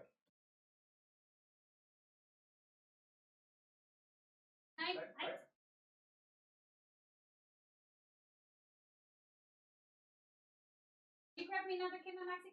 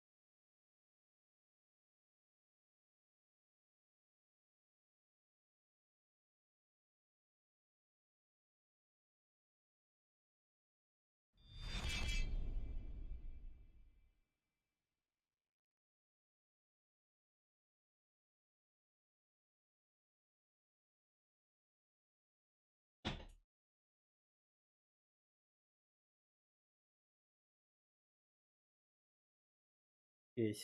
All right. Sorry about that, guys. Let's get Capture Age up and running. All right. Connect. We should be pretty much live here. All right. Apologies for that. We are back. Xenophon, thanks for the Prime. Morxus, thanks for 9 months. Can you call out Princess for the next games? I think that'll fit them better, indeed. How's the Gravy? Thanks for the Prime as well. AV2 player with 11 months. Laura Toft with 8 months. Did we have sound, guys, by the way, on the swords? Do you still hear the sword sound? So I think I muted it now. Right. So we're playing Nomad. We have a Persians against Malians. Again, every match. Okay, so you still hear the sword sound. Okay, I will investigate that again after this. What did I want to say? Again, people were voicing concerns. Oh, we're gonna have a mirror match every time. Not a single match has been a mirror match except the set civs. So we have a Nomad game here. JorDan against DauT. Looks like JorDan was stealing a boar from DauT's area. But still, DauT has one boar. He's getting a second boar, so he should still be fine. The princess here playing as Persians. The admiral playing as the Malians. Both great Nomad civs. Funny how both the dogs are in the exact same spot as well. So this is going to be really intense. DauT has two more fish. No, never mind. I was looking wrong. DauT has one fishing ship earlier than JorDan, slightly faster, so to say. But yeah, considering how close they are, this is going to be a really aggressive game, I think. Also, why is that sword noise always there?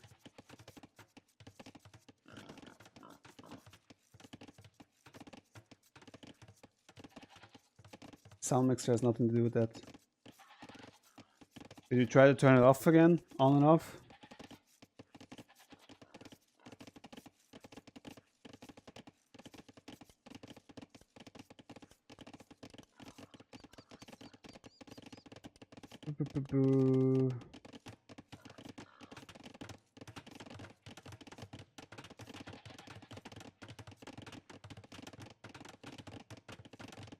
Can't find it. Feels bad, man.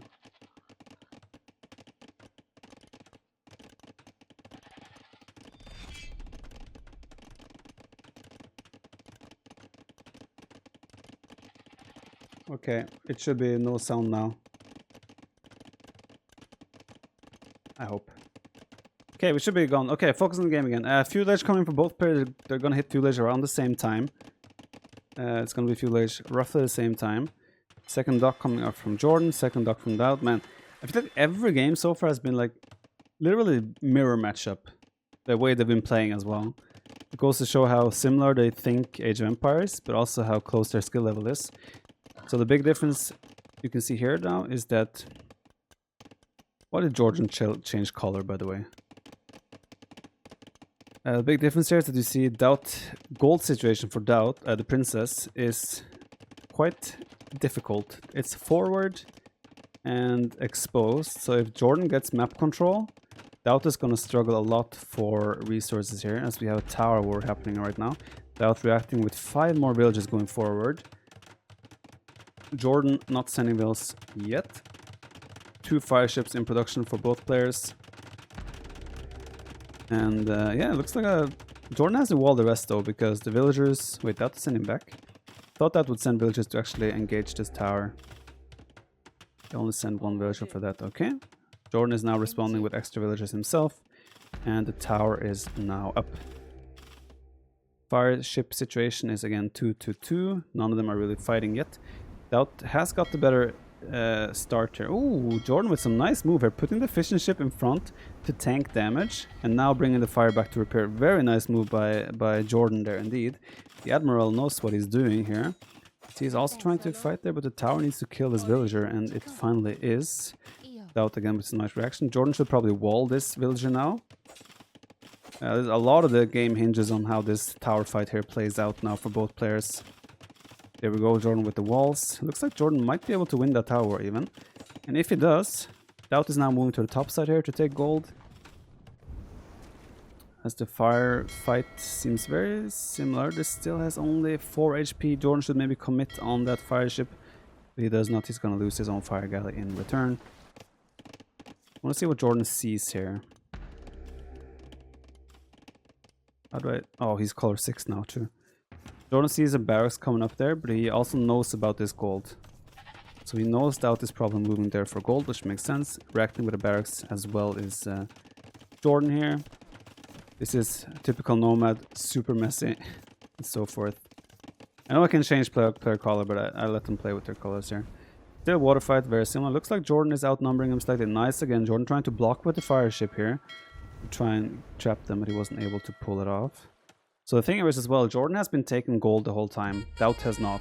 You see JorDan with almost 200 gold in the bank, DauT with only 29. So fire galley production should be heavily in favor of JorDan, and we can see that as well with the 4 fire galleys for JorDan and only 3 for DauT. Demo though, demo coming in. Ooh, it was could have been a way bigger demo, but it was already big enough to the point where JorDan has to pull everything back and probably get to safety and repair. 4 fire ships for JorDan, 5 for DauT, so DauT still has all fires alive. Good reaction here again from JorDan. JorDan's microing very well on the water here. Range coming up for JorDan. DauT not having a fuel edge army yet or military building yet. Just pulled all the villas off of stone to try and get that wood eco going. But DauT has 20 villagers in wood right now. 20!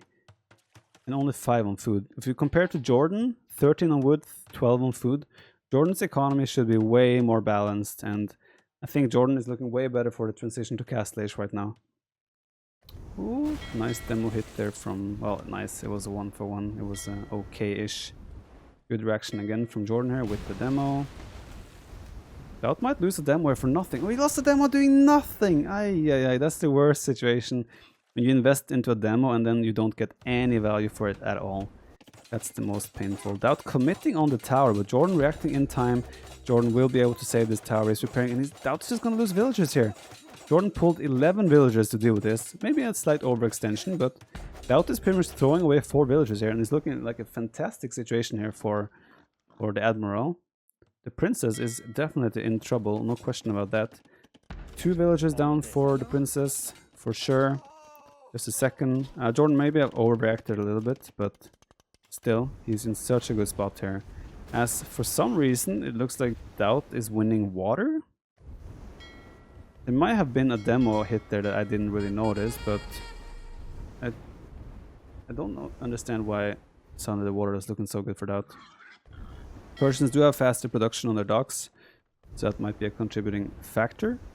But yeah, so the Admiral has archers out, which is going to be the threat for DauT. But yeah, the Princess did take some stone, so the Princess did have enough stone for a second tower. And he has his own range out now as well with some skirms and some archer. Very intense, very tricky map situation to play for both players.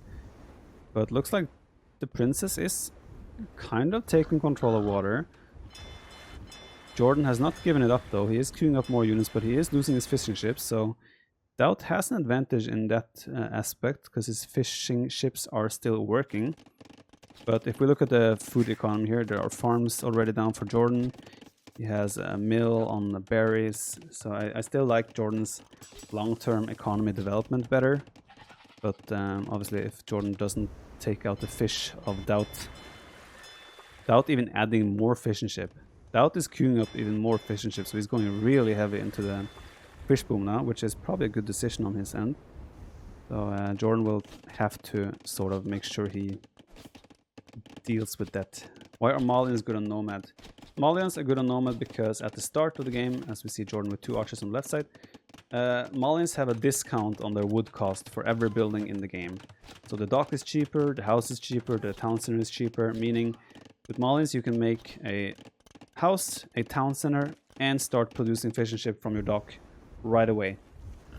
Similar to how Persian can do it. So, and then Malians as well have a full tech tree in the castle age. And you have a really good monastery as well, which means you're really good on close situations like we're seeing right here. Nice move from JorDan here, picking up 2 archers, causing some idle time. But yeah, we're gonna have a big release here now. JorDan released a fire ship first, then 2 demos. He didn't get the best demo hits there, but he is showing that he doesn't want to give up water. And with the reinforcements here being so close, I think JorDan will be able to compete here. And suddenly DauT's heavy investment on the fishing might backfire a little bit here. Not a tower from DauT. DauT is playing very safe.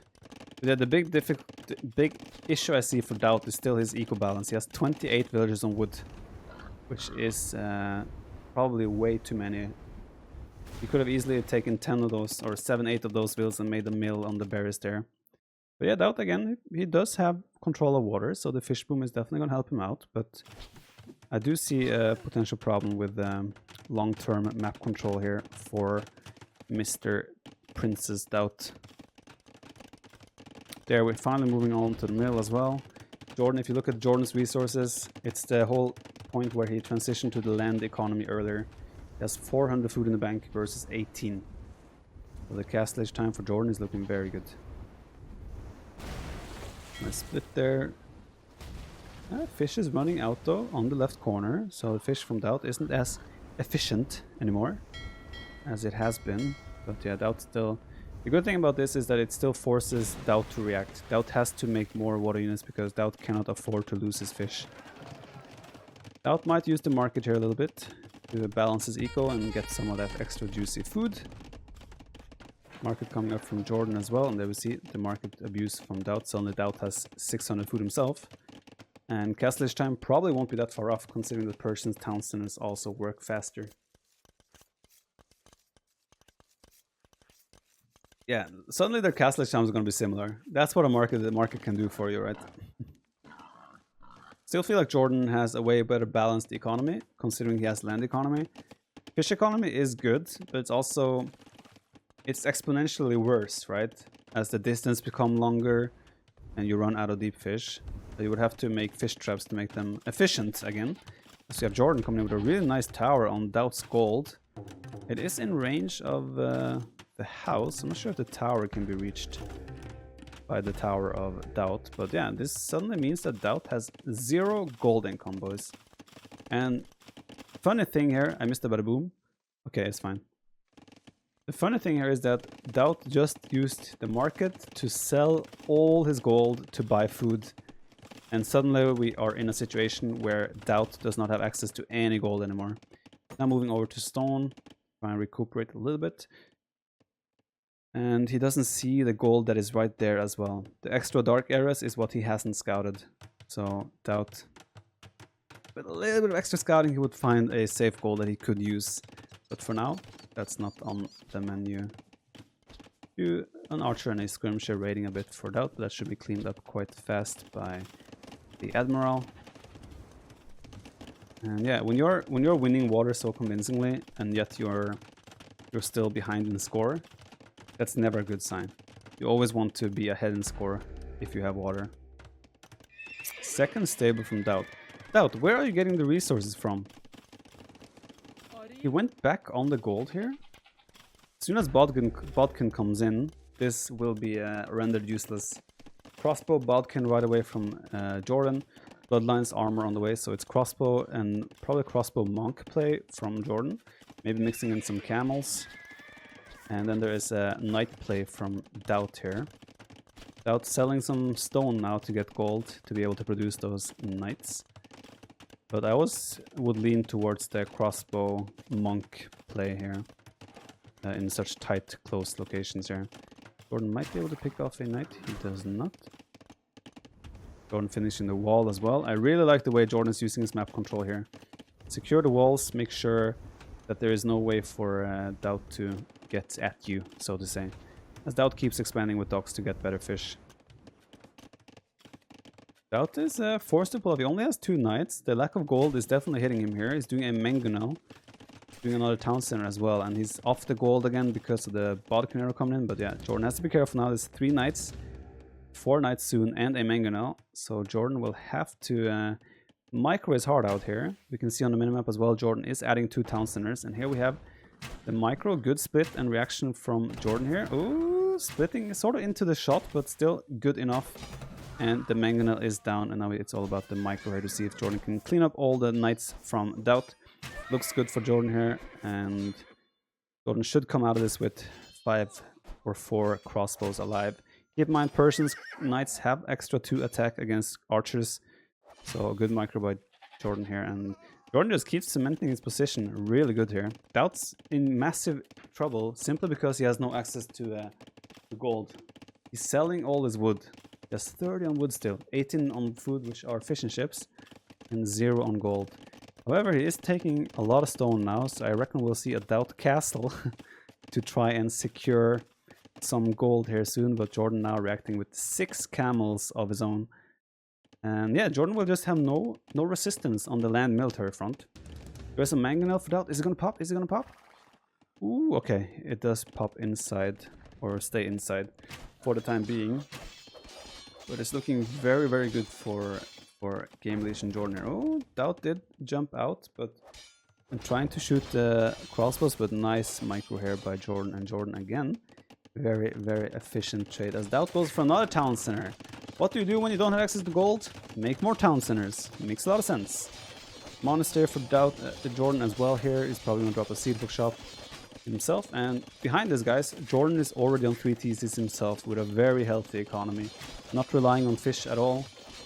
And has full map control. JorDan is in a really dominating position here. Let me see, did DauT see the gold with... Yeah, he does know about the gold, naturally, as the Menguno was down there. But no, there is no map control whatsoever for the princes here.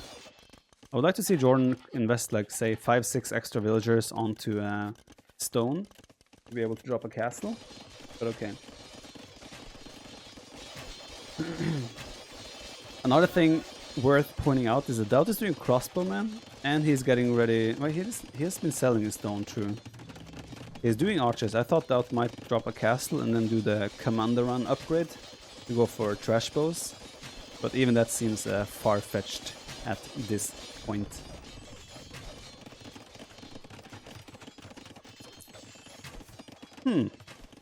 Yeah, I just feel like JorDan has got himself into such a good spot here. A really good use of Malians and land aggression while still competing on water. You pretty much cement your own, just get the full map control. And behind it also a really solid economy.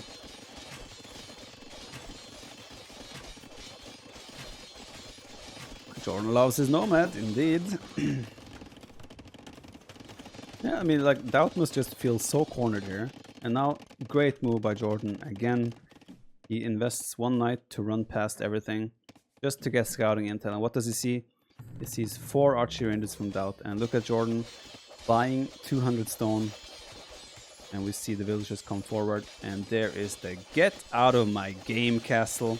You are dead. I don't want you in this game anymore. Get out. The game is over. The game is mine. Please resign as DauT. Oh boy. It's happening, boys. It's happening. DauT responds. It has this picture for a reason. DauT responds by buying stone himself and dropping a panic cast. And the lumber camp is blocking the surface area. He just deleted the lumber camp and trying to react now, but the castle from JorDan will still go up first. And behind this, DauT is losing so many villagers. And we are ending this game with a DauT castle. As the castle might still go up, but look how he's clicking. Castle will go up, but it is a glorious DauT castle. And if JorDan just thinks twice now, he will idle his villager production and just go to the Imperial Age and win the game from there. The thing is, this castle as well, it takes away half of the economy of DauT at the same time. So double siege workshop from JorDan here. JorDan wants to push this in the castle age, which also is not a bad option. He can just go full rams here because the rams will be protected by his own castle, and even behind it is also doing petards. So this game is firmly in control of JorDan, AoE, the Admiral, as DauT again selling wood to get some gold, desperately trying to get some rams or anything out on the field at this point. Finally showing his crossbows as well, the 3 crossbows he has. At this point, you are thinking, how can DauT ever lose this game? And yeah, that's what we're seeing here. JorDan could just send the rams right away. He has 2 rams ready to go. He has 4 petards. And yeah. This is everything DauT has. Its whole economy, everything is cornered into this little space. And this is all about the map control, the power of map control on Nomad. Getting a conversion even there, adding insult to injury, conversion for the Admiral. And 4 rams, I think that should be a good time for JorDan to charge. 4 rams and 4 petards. Should finish the job very quickly as DauT. JorDan might just commit and run past here with his crossbows. Looks like JorDan is going even safer, waiting for maybe 6 or 7 rams. There we go, commander run for DauT. So he's gonna start making those trash bows. The commander run upgrade means that the crossbows only cost wood. So that's kind of what we're aiming for. But yeah, 4 rams coming from JorDan. Probably taking the market first and then the castle. And clearing the way for the petards to run in and finish the job. And as soon as this castle goes down, we will see GL DauT and in the towel, as we are adding more insult to injury, a term I've been using a lot in this set, where with another forward castle just controlling the rest of the gold. And there we go, petards coming out with the rams, and this castle is a goner. Bada boom! There we go, castle is gone, and DauT has no choice but to hand in the towel, call the GG, and realize that the Admiral has equaled the game and made it a 2-2. So good job to JorDan. This was also a classic Nomad game, water versus map control, and I think we see more often than not that map control is victorious in these circumstances. We can argue that DauT was a little bit unfortunate not scouting this, but still very well done by JorDan here.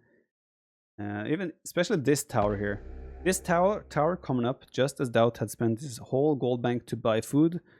And on the way to Castle Age, this tower came up to deny the gold income from DauT. It was a fantastic tower by JorDan, and As we know, he has now equaled the set. As I'm trying to work my way through the I know the hotkeys again, and there we go. Fishing ships max here, 13 fishing ships for DauT in the end. Villagers, 30 more for JorDan. Military, KD better for JorDan in the end, naturally. Economy also. A lot more wood for DauT, which was pretty much the only resource he had access to. And every other resource heavily in favor of the Admiral. So we have a 2-2 here. I think this is a good time to get the boys on voice. Shall we? To have a few words. To have a few words with them to see what they say, right? Want to hear a little bit of their thoughts and feelings about the situation? Serious, man. Well, we can already start talking though. I mean, first 2 games didn't go too well for you. Yeah. I mean, you played well the first game, but you kind of, in early imp, DauT suddenly took full charge. But after being down 2-0, how was your thoughts and emotions? They were okay because the first game was very, very close.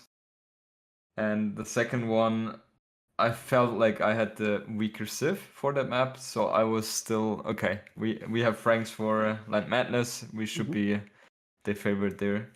But then he picked Meggers. Come, boy. That Until I win, then we go to voice. well, that 2-2 is the best It's a good situation for time. us. Yeah, it's a good time. To come to voice. Now you can finish your sentence there, JorDan. Yeah, Makers caught me off guard a bit, and I had a horrible start. We saw that. So, you saw saw that? that? Yeah, I was a bit tilted. Can you imagine? I was really tilted. Being down 2-0 and then that. Yeah, exactly. I was like, God damn it! But yeah, I was able to somehow pull it off, and then the last game was pretty close as well. So yeah, very, very tough series.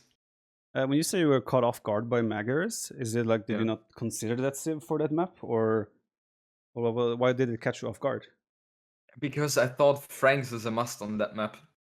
And the thing is, I don't have too much experience on Land Madness. Maybe I played it 5 times in my life, right? So, but considering... yeah, always thought Franks is the way to go. Yeah, but then again, he used Franks for Acropolis, right? So what kind of Civ were you expecting from him? I was confused, man. Okay. All right, DauT. Hello. Hello. How are you feeling, man? You went up 2-0. You probably felt pretty good about that. How do you feel right now? I feel amazing. Fantastic. Jordy actually played quite well last game. The map awareness was really good, something I failed. He controlled all gold spot from Feudal Age, and I was surprised I won water without gold. Yeah, How did you do that? So are we. We don't know what happened there. But... That brings me a bit of hope, but yeah, losing the gold, and then second tower. Like, I hit villagers on stone, then I removed them, like, okay, I don't need stone, I will not be aggressive, and then tower in my gold. But the tower on your gold was... oh, you mean the first tower or the second? Second. Yeah, but that was also quite... It was quite late, right? It came at a perfect time, because you just sold all your gold to buy food. Yeah. And then on the way to Castle Age was the best timing. Yeah. That was lucky. Lucky win, basically. Well, let's roll back a little bit. First game was Arabia Hunts War. It's like, I felt like we were watching a Hunts War from 2012. It played like exactly out, except like usually it was 4 ranged cowers back then, but that changed a little bit. But still, it felt like a Hunts War from the good old days. Yeah. I assume you guys felt that too and probably enjoyed playing that game. Yeah, for sure. I don't think the meta change is just we never see Hunts War anymore. It's always like draft and different civs. So yeah, but it's fun to play, right? It's dynamic. Yeah, There's action throughout the whole game. It was a fun game to watch as well, and I can imagine you guys had fun playing. I had fun. I had fun as well. I love Arabia Hunts War. It's very fast paced, and it's not so much about walls, but more about engaging properly. And yeah, it was very fun. Yeah, it was a super close game throughout the whole thing. Where did you think it kind of slipped out for you, JorDan? I think in general he did a better job in raiding my economy, and yeah, I was not really able to do that as good as he did. And then I invested into Thumbring pretty early, and therefore also sacrificed a bit of my economy, and I think it didn't really pay out. I also had a siege workshop in the front, which I wanted to utilize, but he always kept me so busy that I needed to invest the resources somewhere else, and was not able to push him. But economy was very similar throughout the whole game, all the way Okay. until Imp. So you weren't behind in eco in any way, really.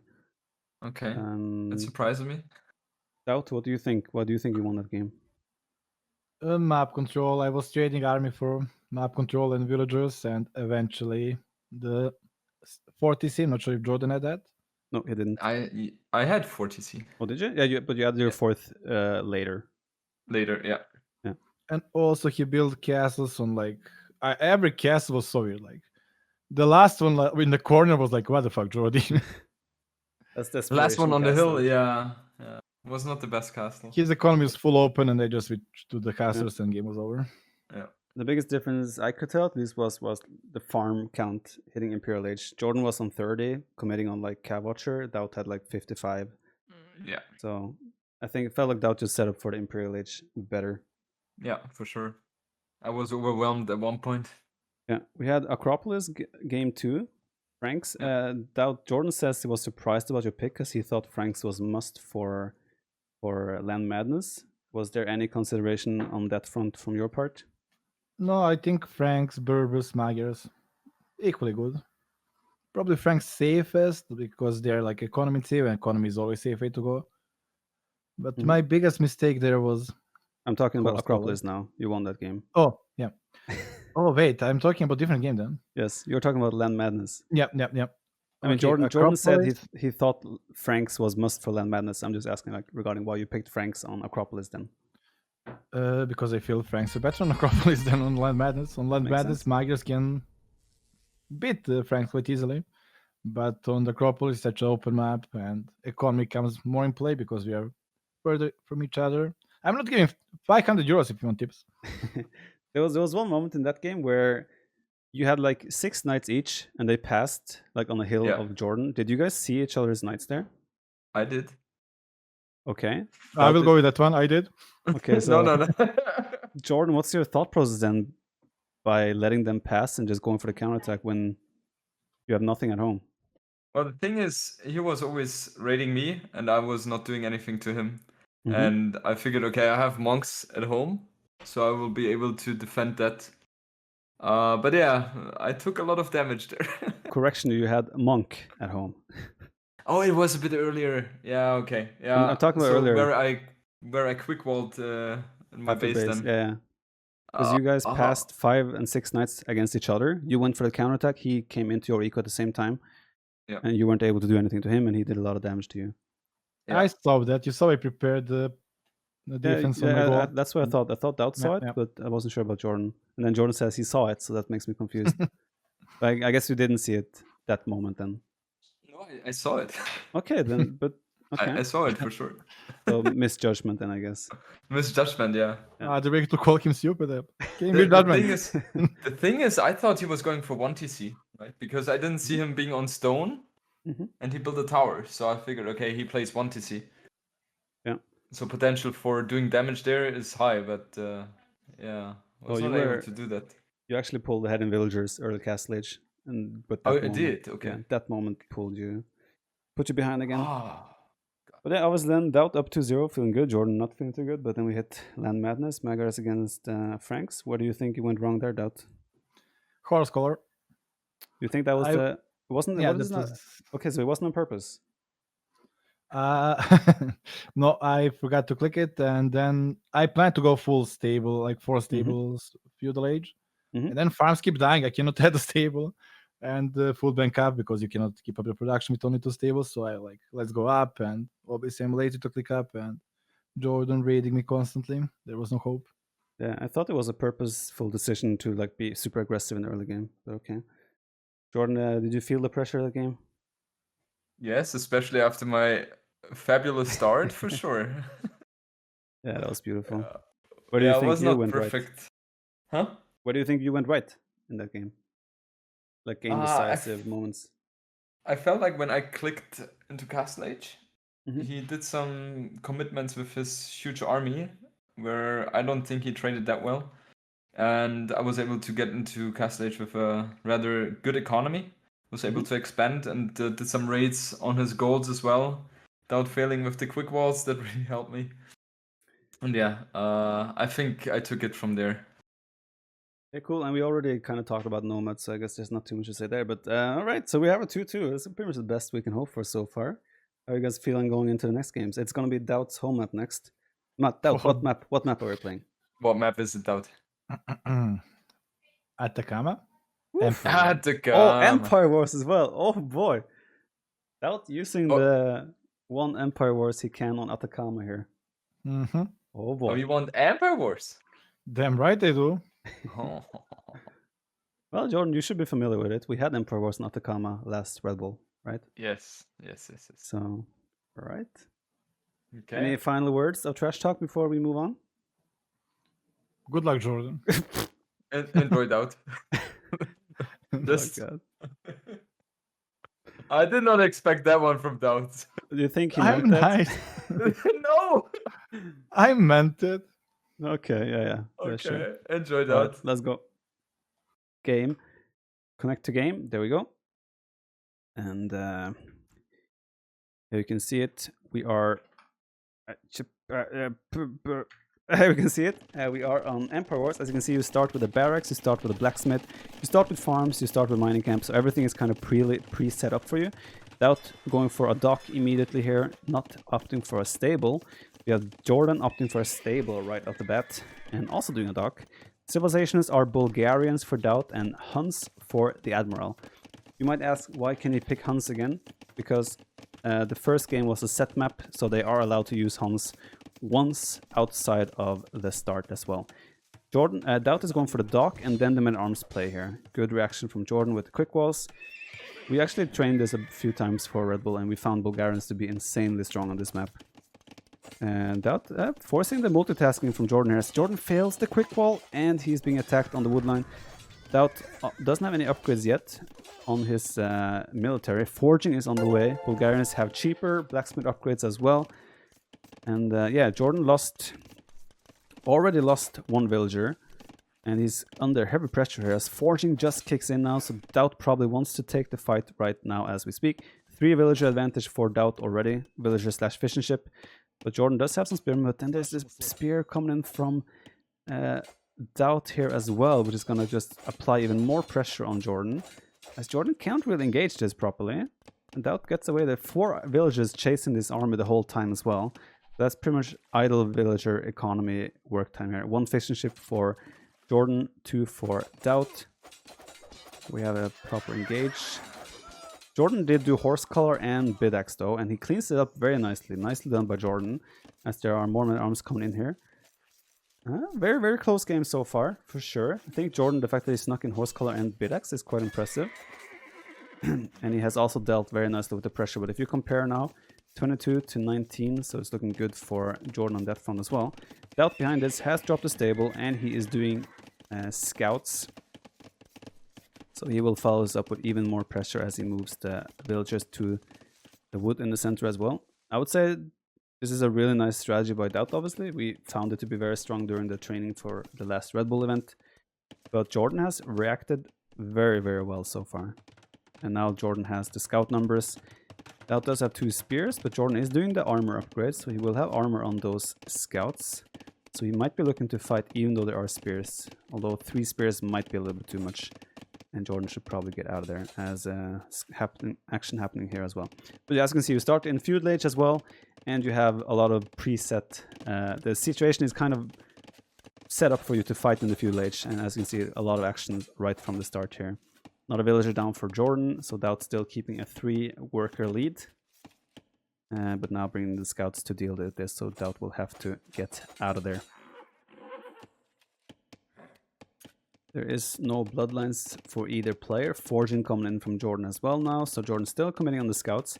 I think JorDan in particular should probably switch on to range units here. DauT adding a second stable, so he's switching into full scouts here. There'll be a lot of scouts involved once again. Bloodlines coming in from DauT as well.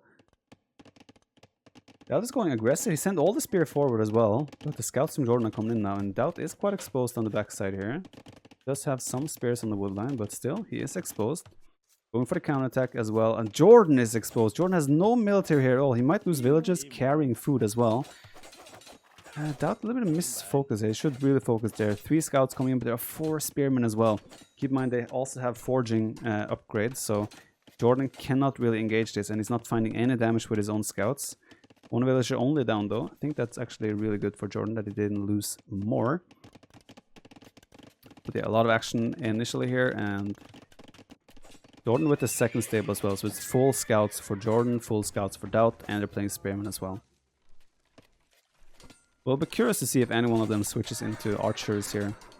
North dock, true, they both are docking the top pond as well. JorDan is losing 2 villages here. Yeah, that's quite painful for JorDan indeed. He's gonna lose another 2 at least. And at the same time, he's not getting any damage in there. He lost scouts to the spearmen, and he's losing these scouts now to the scouts. So JorDan feels like he's simply falling apart here. DauT suddenly with an 8 worker advantage, showing his prowess in Empire Wars is DauT here. With a prepared strategy, and yeah, it's really paying off so far. Question now is how will JorDan continue from here? It's still a close game, but DauT is pulling ahead in the worker count as we spoke about. Triple stable from DauT now even. So the scout production is going to be off the charts, as JorDan has a 4th villager for some reason, trying to quick wall it, but he was not able to. This was the villager that was building a dock on the top side, by the way, if you're wondering which villager that was. But a lot of scouts now in for JorDan. They're on staying ground. What is happening? He's taking a good fight, but he can only fight until the spearmen come in. At the same time, there's action on the berries, there's action on the wood line. DauT again gonna find so much damage with his scouts while also defending his own at the same time. I am confused as to why JorDan is out here with villagers on the woodline still. Focus all your wood income on the center and you can defend it with your military. Being so spread out as JorDan is right now just gives DauT room to do damage, as DauT is now 12 workers ahead. Yeah, DauT has killed 13 economy, aka 13 villagers, and lost 0. So that explains the 13 worker difference here. JorDan is winning, in quotes, the pond on the top side, so that's something that could definitely help pull him back into the game. Armor upgrade for his infantry as well here, as DauT suddenly starts to... It's gonna build a market here, probably buy some food, and he might even think about Castle Age here. DauT will know that he has done so much damage that he probably feels like Castle Age is a potential option for him here.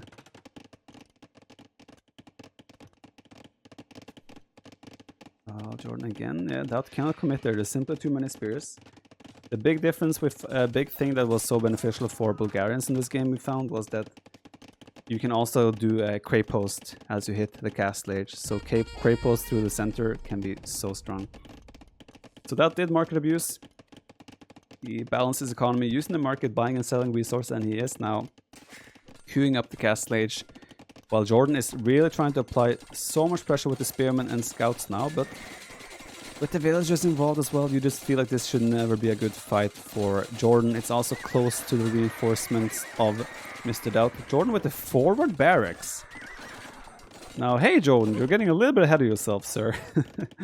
Forward barracks, okay. But yeah, DauT just has enough. He has so many spears himself. He has enough numbers, and DauT, as we spoke about, is on the way to the Castle Age. So it's very likely that the Castle Age alone will trigger a GG call from JorDan, as he will not be able to compete with the Castle Age technology. Yeah, DauT just really showing why he won Red Bull, right? He's showing that there's a difference here in the Empire Wars between him and a mere pleb. JorDan managed to click to the Castle Age though. Again, doing some nice quick walls, sacrificing 2 villagers, and nice gate. I mean, if anything, JorDan has gotten some really nice quick wall training in this set. I fear that they will walk out though and try to build this. Oh, he's gonna open the gate. JorDan, no! Oh, okay, they didn't. Nice. So he got the quick walls down, and he also managed to click to the Castle Age. I feel like for Huns, you would have to make like a cav archer switch to have any chance here. But with only 3 on gold, that's also something that seems quite unlikely at this point. JorDan does not have to use the Empire Wars option. He can decide to not. I just wanted to add some more complexity to the whole situation, and also regarding... now he's doing a range, so he wants to go Cav Archers. Regarding Civ picks and when to use what Civs, I wanted to add some complexity to that, which is why I put both players getting one option for Empire Wars. But yeah, again, they don't have to use it. There is no deathmatch option, no. Yeah, Empire Wars is also fun to watch. DauT doing the light cup upgrade, +2 is in. Keep in mind, blacksmith upgrades are cheaper on the food for Bulgarians, so it is really strong. TC coming up as well. DauT is taking no risks. 4 stables. Raid in the back as well, but still DauT has the answers. DauT is just in firm control of this, and would not be surprised if we see a GG call from JorDan very soon. And indeed, very well done by DauT. He just took command from the start of this game with his opening, and yeah, JorDan killed the will indeed. 21 eco dead to 20 to 1. That is a massive difference. All right, DauT taking back the lead of this series with an Empire Wars victory on Atacama. So good on him. Again, showing why he is the reigning Red Bull champion. It was quite convincing from start to finish, really. So I don't think there's too much to analyze here. We will just go back and get ready for the next game. You guys will like those.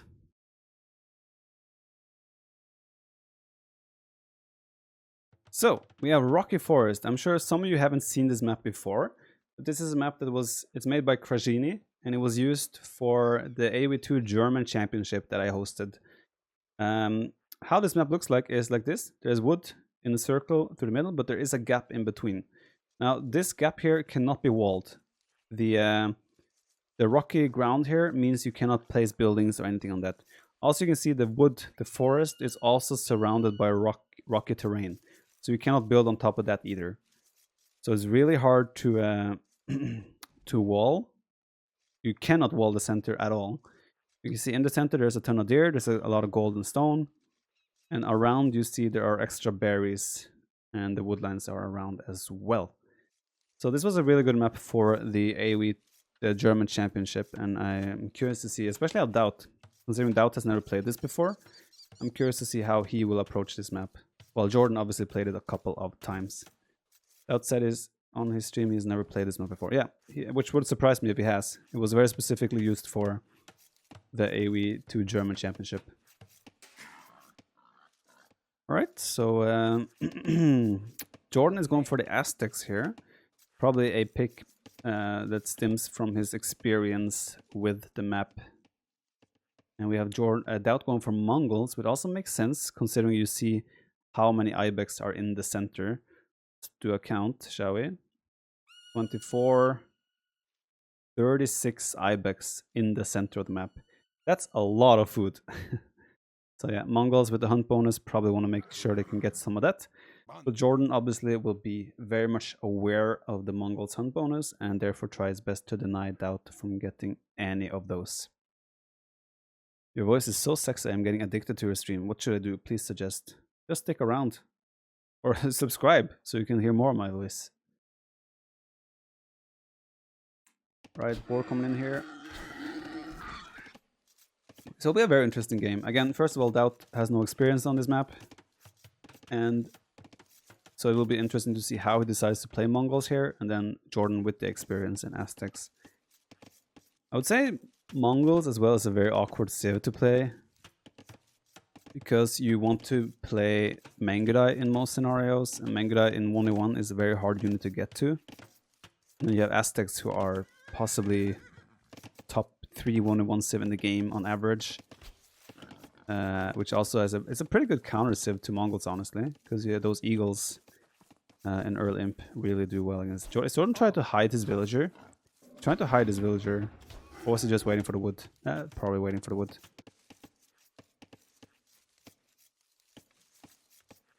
Those pesky eagles, I know, right? Okay, so yeah, I mean, DauT would love to get to the middle, obviously, and use the Ibex. So I'm curious to see whether he will decide to go for the center at any point. JorDan is opening with a barracks. This looks to me like a drush, actually. It's already starting to wall somewhat off as well. This is how you can wall. You can wall yourself to the edge of the map, but you can never close the center entrance. There will always be a way to enter the center. And JorDan's gold is quite exposed, so if DauT starts to put on a lot of pressure with, for example, archers down here, the gold of JorDan is indeed very much exposed. You can see JorDan going for the full wall off here, and looks to me like it's going to be a drush fast castle from JorDan boy here. And he's also doing a barracks before a mill, so it's going to be really early militia here. Already at 7 minutes already, 2 militia out on the map. Still no utilization of the deer from DauT. DauT opting for a drush himself. And no signs of the feudal age for him. If DauT manages to trade off this drush nicely, he could use that time to send Wills out and start hunting the deer. Or ibex. Has the best of 21 ever been played in one day? Yes, me and DauT did a best of 21, which turned into a best of 37. And we did that in one day. I killed him so fast in the best of 21 that Matt Salsa extended it to a best of 37.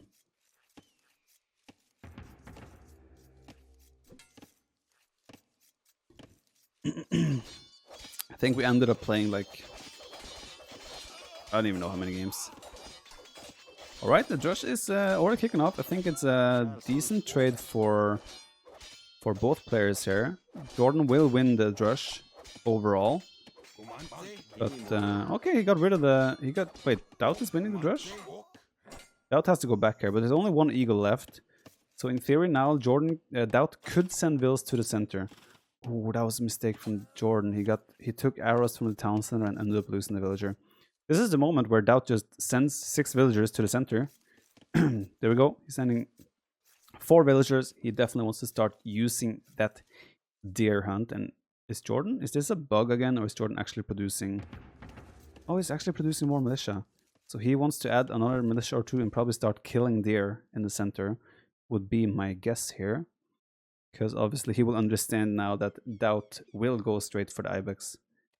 So we'll see what JorDan does here with the deer. DauT also on the way to the feudal age. DauT also full open here. Going to gold. Looks like fast castle from both players at the moment. Question for JorDan is he going to play eagles or is he going to play archers? Maybe even monk siege is an option here. But if DauT is doing a fast castle, the castle age time will definitely be quite far ahead of JorDan here. JorDan 1 militia desperately killing the ibex, but DauT is just hunting the ibex on the other side, so it's not gonna make that much of a difference. Are these walls really efficient? JorDan's walls, I mean, it's just a safety layer, right? If archers come in here, obviously the gold is quite exposed. But it's just like an extra layer of safety and security. I think DauT will be able to do a fast castle because of the hunt. That's what's allowing him to do a super fast castle. If that makes sense. Only 1 farm, 2 mills on berries, so he has 8 villagers on berries. And then the 4 vills on farms. He's trying to kill the ibex now before JorDan can lame them. So that's good on him. But JorDan will just move on to the next pack. Range, and the range in the center as well. I like the way DauT is adapting to this map. The range will provide, like, he will have control of this with this army coming from the center. So I think the way DauT has played this so far has been very good. And he's using a civ as well to the best of its ability. He can click the castle age as well very soon. His castle age time he's gonna be clicking castle age before JorDan his feudal age. This could be a really powerful opening for DauT. Then he queued up another villager. I think DauT should even consider canceling the vill, drop off the food, and just go to castle age. He's gonna have such a fast castle age compared to JorDan here. There we go. Food is being dropped off. JorDan just his, and JorDan only has 500 food in the bank. Castle age is on the way for DauT, and JorDan He should be able to click up as well, but I think we will definitely see a tower being forced here from JorDan. Yeah, indeed, already doing a tower because he probably senses what is happening and what's going on. Now, Aztecs is one of those cities that you can be as far behind and as far ahead as possible. Or let's say as far behind as possible and still make a comeback. I will rule that out, but fun fact, DauT is not going crossbow, DauT is going cav archers. I think in some ways it's a mistake, but then again he sees the tower from JorDan. So maybe cav archer is the right play here. Interesting choice either way. AoE Marine, thank you for the 5 months. Squidjet with 11 months, almost a year there. Yikziao Vololo, thanks for the 9 months. Do you think Mistio is handsome? Absolutely. Food Paladin with 100 bits. Alex Zimbo, thanks for the 7. Lacuna 1 with the 2 months. Monty Jr., thanks again. Warrior Bun Bun with the Prime. Negality, thanks again. Appreciate all the love, guys. Night Siege better? Night Siege kind of gets hard counted by Monk Siege though. So yeah, but DauT definitely looks like he's going for cav archers with a 16-minute cast ledge time, opting for the cav archer play. We just want to see those cav archers being queued up. There we go, 2 cav archers right off the bat. The issue for DauT is that crossbows are better in the early cast ledge, and if JorDan gets control here, this production is exposed. JorDan could make a siege workshop, he could ram this down, and from that point just take full control of the game. Vodkin arrow on the way for DauT. Yeah, I have mixed feelings about this approach from DauT. It can work, but it can also backfire immensely.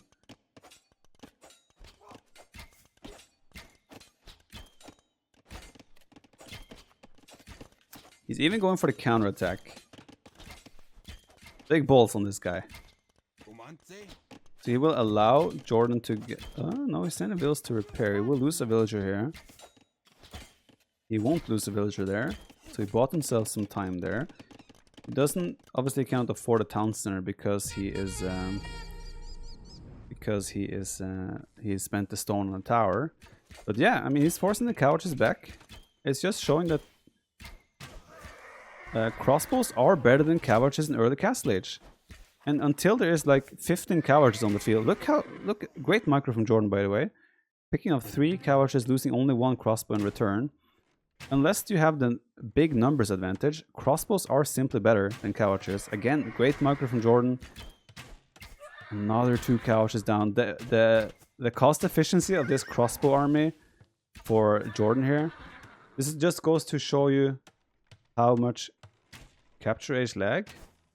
It's fine on my end. If anything is lagging, it's probably my stream. Oh, I have frame drops. It's my stream, guys. Shit. It's my stream is having issues, guys. It's not capture age. I'm sorry.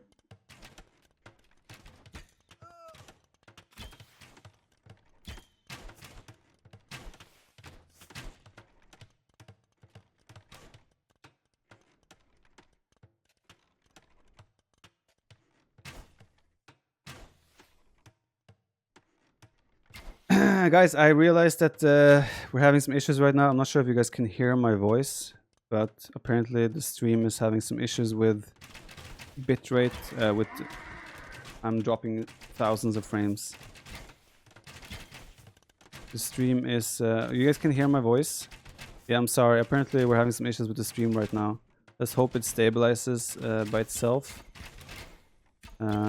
But I can describe what's going on. It's still just crossbows fighting cav archers. DauT has 3 ranges now. Both of them are microing their hearts out, playing 1 TC. And seems, don't touch. It seems fine now. I think we're back. I think we're good. Yeah. It could be Twitch, but my OBS. I was struggling to send bits to. Okay, we're good. Yeah. So DauT managed to clean up the big numbers of crossbow now, but still there are enough crossbows still. I think JorDan should make a ram here. But the question is looks like DauT is stabilizing somewhat. So it's DauT has 18 villagers on gold, by the way. This is a full 1 TC play from both players. It's all about the control in the center here for both players. 5 couches for DauT. Looks like JorDan is suffering a little bit on his production here. Market coming up. Another range. Very, very close game indeed. KD 23 to 21. Still super close game. Yeah, it looks like we're back. I'm sorry for that, guys. I'm not sure what happened there, but we had some frame drops there for a minute. Restart capture rage after. Sometimes it hogs RAM. There was no RAM issue there. It was frame drops on the internet. There's nothing to do with the RAM. Yeah, third DauT is going for the counter. JorDan is going for the counter attack and he's switching into skirmishers. He's gonna play a mangonel skirmisher. I find this a bit of a strange decision. 3 range crossbow skirmisher mangonel. Trying to close up the gap. I mean, the counter attack DauT is now probably understands what is happening and is going for TC at home to guarantee some safety, but counterattack could do a lot of work here. Very close game at the moment. 3 villager lead for DauT. Military units very similar. Mangonel is on the way for JorDan now. And he has elite skirmishers now with +1 armor, so DauT has to be careful with how he engages this. Good micro from JorDan here. He just has to not take the hits from the Mangonel. He's doing a good job on that so far. It looks like he's cleaning up all the couches first. Then he might be able to take down the Mangonel afterwards, but now DauT is finally getting some decent trades. But reinforcements are close. There will be reinforcements here helping out and cleaning up. Oh, 2 skirms dying. Okay, DauT is getting way more value here than I anticipated. 2 villagers down as well. This Mangonel is doing work. Lost 1 villager in return. I'm not sure if DauT has noticed this. But it's a very intense moment now for both players. What? I guess the Mangonel took a hit and then DauT finished it off with the coucher. I clicked the farm, I think, and saw full HP. So it was weird for me to see the Mangonel die. But yeah, JorDan is on the gold of DauT. No reaction so far. 3 villagers, 4 villagers are down. 5 villagers down. DauT has not reacted yet. The counterattack is doing so. 6 villagers. DauT is not reacting there. Finally reacts. 7, 8 villagers. 9 villagers. JorDan is getting so much value with this counterattack. 10 villagers down. And suddenly the villager difference is ahead 1 for JorDan, where it was quite a few villager lead for DauT. Now DauT is doing some pressure himself as well, but he's losing a Mangonel now to the tower. And suddenly JorDan is just looking in such a good spot. He also has the counter units. As DauT going for 3 TC. Oh, another villager down for DauT here. 3 TC for the princess, so he will recover that villager number quite fast. But the question is, how does this game play out now? I think JorDan just will have a better army and he might retake all the map control in the center, which means he might also clean up the whole production, like the whole production line of DauT. And then the question is, will getting an equal lead even matter? As DauT has 4 villagers on food, 7 now. And DauT again with JorDan again with some good micro with the skirmishes, cleaning up the couchers. DauT has 3 TCs, but he has 8 on food, which means he can barely sustain villager production. From 2 town centers even. Yeah, Mangonel micro here, really important. Oh, JorDan gets the Mangonel kill as well. It's looking really good for JorDan once again to level up the playing field on his home map, Rocky Forest. Another counterattack coming around as well. Again, DauT has no protection here. It's very likely we'll see these 6 crossbows doing so much work once again as they trade 1 for 1 Mangonel in the center. Coucher numbers now coming from DauT, though, will probably clean this up. But this game is becoming harder and harder for DauT, I reckon, from here. Even though DauT now 5 villages ahead again, but he doesn't have the control of the game. The control of the game is for Mr. JorDan. Plus 2 armor on the way, ballistics on the way for JorDan as well. So these units are just going to start trading so much better. As town center, second town center for JorDan as well now. So he's not going to let his eco dwindle behind for too much longer. If you look at the eco upgrades as well, JorDan has bowsaw. DauT only has double bit axe.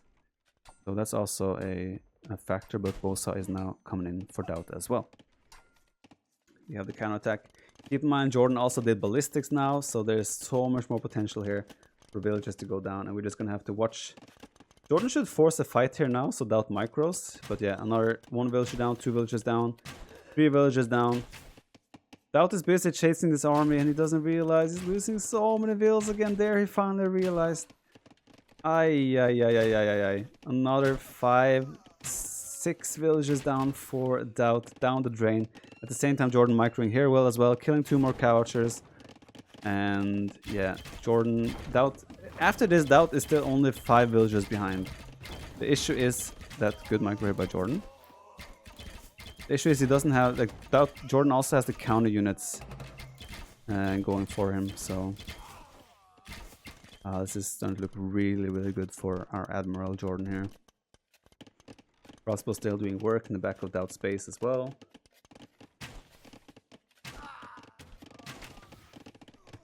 Yeah, the KD is looking brutal. Eco KD, Jordan has killed 24 villagers, DauT has killed 6. And still the villager difference is 3. That's quite insane. Okay, DauT is coming in with the couches now. I should clean him up. DauT obviously doesn't have bloodlines, he doesn't have husbandry, he doesn't have ballistics. Certainly will be really good upgrades for him. He did clean that up quite nicely though without losing much. But yeah, this is the moment where Jordan could mix in our battering ram and just clean up all the production of DauT. I'm looking at the resources as well. Jordan has 450 stone in the bank. So I would not be shocked to see a castle plonked down right there. DauT's still hunting though. This honestly, I think this is what's keeping DauT in the game. The fact that he still is hunting. That's what's allowed his food eco to keep running. 5 TC for DauT. What is he expecting? You go 5 TC boom with Mongols against an Aztecs player. I feel like you're just gonna take so much time to get to Imperial Age, and by the time you're Imp, the Aztec player will already overrun you with Eagles. Do we have a lag again? Frames? Let me try to restart Capture Age quickly. In case that is the issue, which you guys suggested.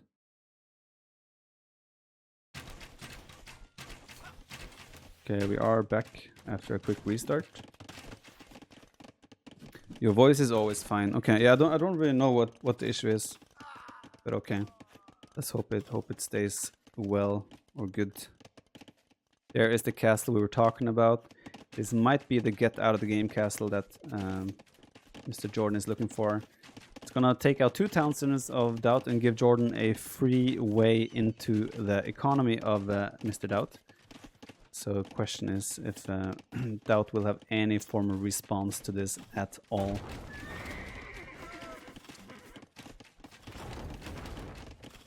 DauT has his own... Oh, guys. Oh, wait. Don't tell me. Okay. Oh, if DauT gets a shot here...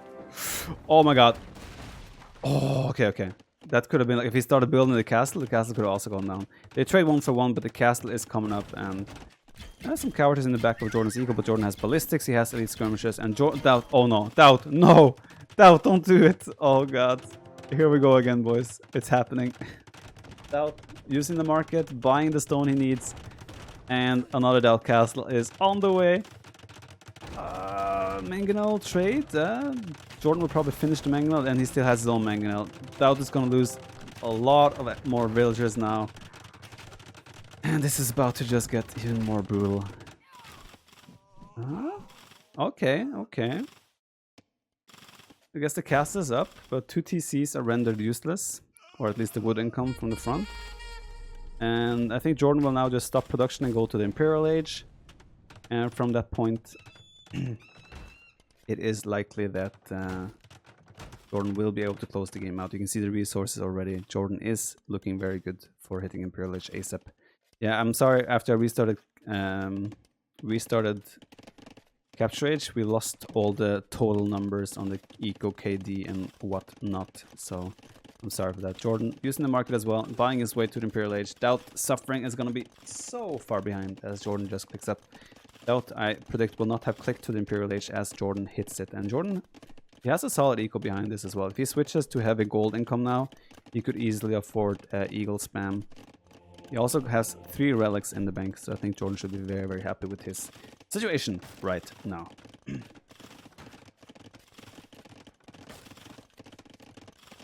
MBL fan Willow, Viper fan, thank you for the 11 months. No 415, thanks for the prime. AOE Marine, thank you for 5. What map it is? This map is called Rocky Forest. So DauT thinks I will not be able to compete with Imperial Age. So what do? He's going for the Rams. 4 Rams on the way. He has Mangada in the castle.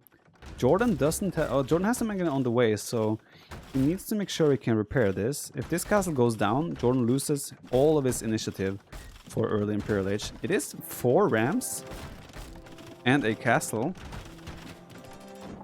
I can't say for sure if this castle will stay up. JorDan garrisoned the villas by accident. He should... JorDan! Repair! JorDan! Did he just throw his castle?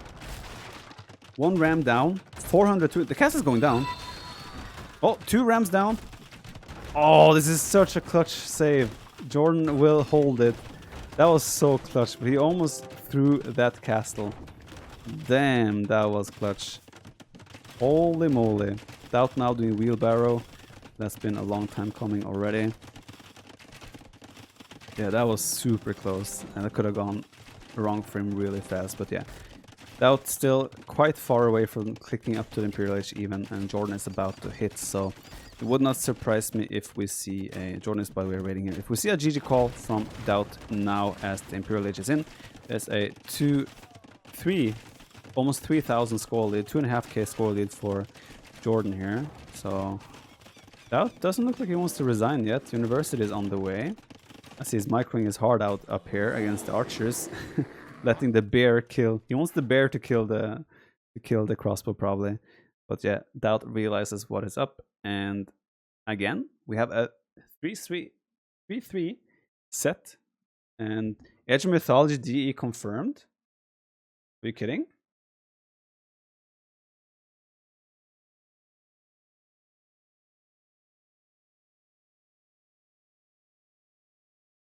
How? Where is that confirmed? Why are you guys just debating? Not true? Okay. Bolt, thanks for the raid, by the way. Maybe that's why people were baiting.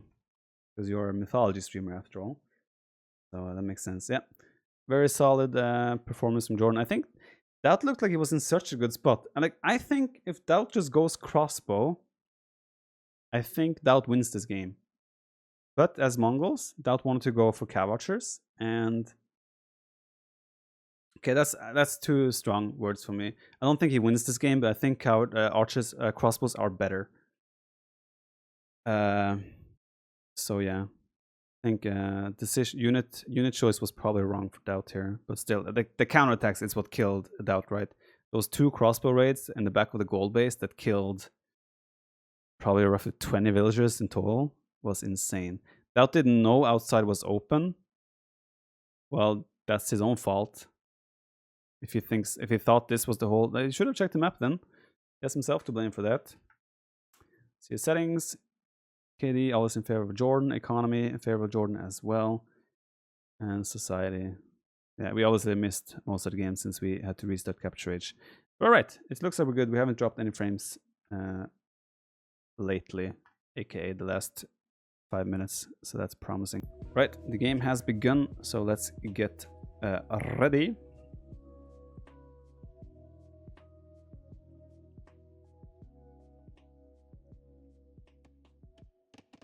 Alright, here we go. Red Bull Arabia. Okay, I spot right off the bat that they are super close to each other. We actually have an Empire Wars with Ethiopians War. This is the first mirror match we see where they have free choice of civilizations. So we have Ethiopians against Ethiopians for both players. Both players opening with an archery range. Trying to wall their base off. I don't think they know where each other are yet, right? JorDan has no idea where DauT is, and DauT just now found JorDan. So they are super close to each other, which pretty much guarantees a super aggressive game, possibly from both players here.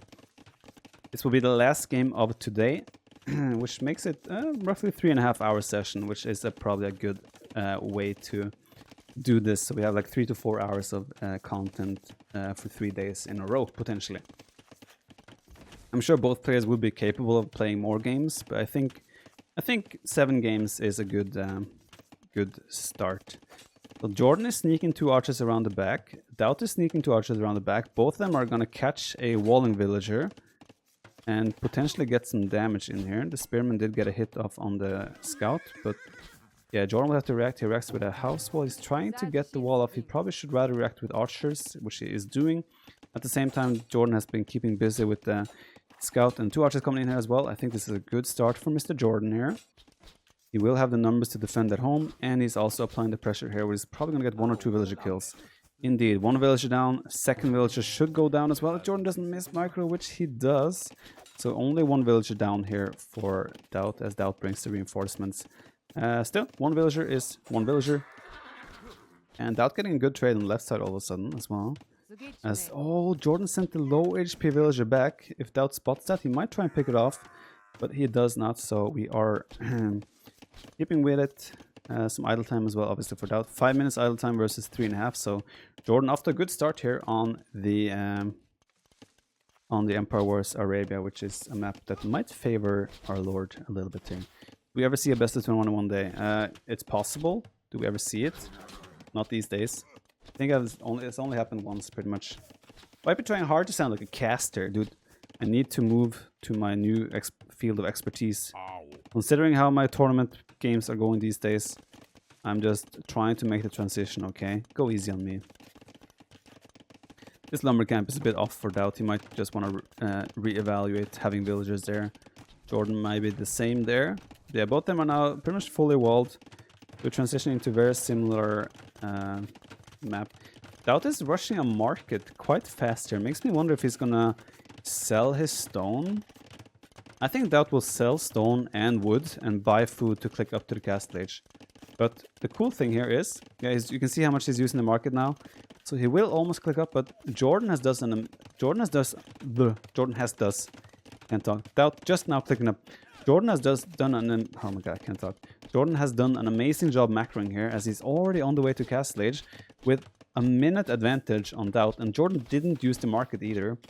So for some reason the idle eco time isn't that big either. Idle TC time also in favor of JorDan. 0. Guys, look at JorDan's idle TC time here. 0 idle TC time. JorDan's macro has been on point this game, no question about this. He's on the way to the castle age faster. He has had 0 idle TC time, and the KD is also way in favor of him. So this has been honestly a really impressive game from JorDan so far. A little bit of a micro skirmish here in the center, but if JorDan knew how big of his lead is to get to the castle age, he might want to just sit on the hill until the castle age is in there.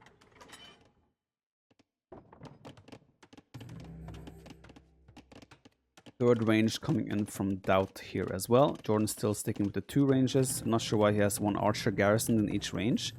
Does he not realize this? It's probably something that doesn't really cross his mind. He's probably not thinking about it. But yeah, those archers should definitely be ungarrisoned and allowed to join the party, because 2 extra crossbow will help a lot.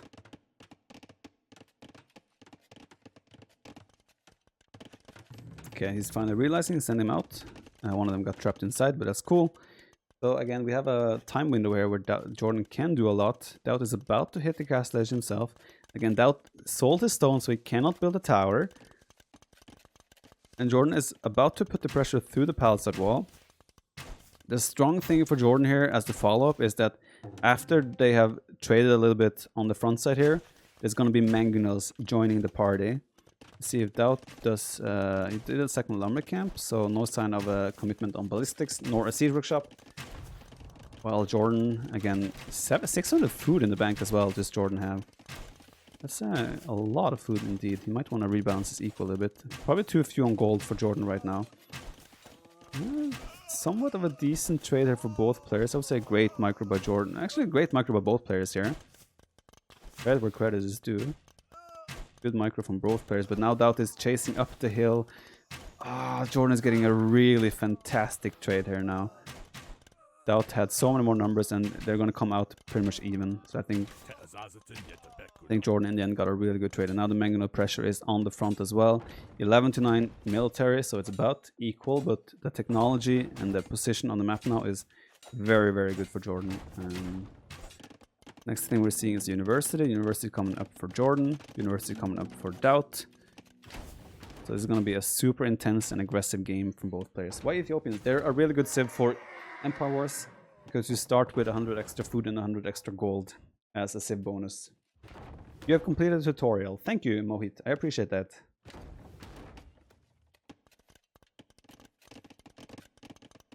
Yeah, this is going to be like... oh, it's still open there. Ballistics coming in from DauT though. Second armor upgrade as well. The second one of them make a big mistake in military, it's gonna snowball out of control. Nice pickoffs there from the JorDan. Another two. JorDan still has 0 idle TC time, guys. JorDan could idle, sell wood, sell stone, and go to the Imperial Age. JorDan has 0 idle TC time. That's quite impressive. But he does have a huge food bank, so it also makes sense to a certain extent. Horse color coming in now for JorDan's way. Second armor upgrade coming in. He's gonna take the healer and try to take some fight. JorDan still doesn't have ballistics. But he's still getting really good pickoffs here. One range down for DauT. DauT definitely feeling the pressure. JorDan tried to do an outpost on the side.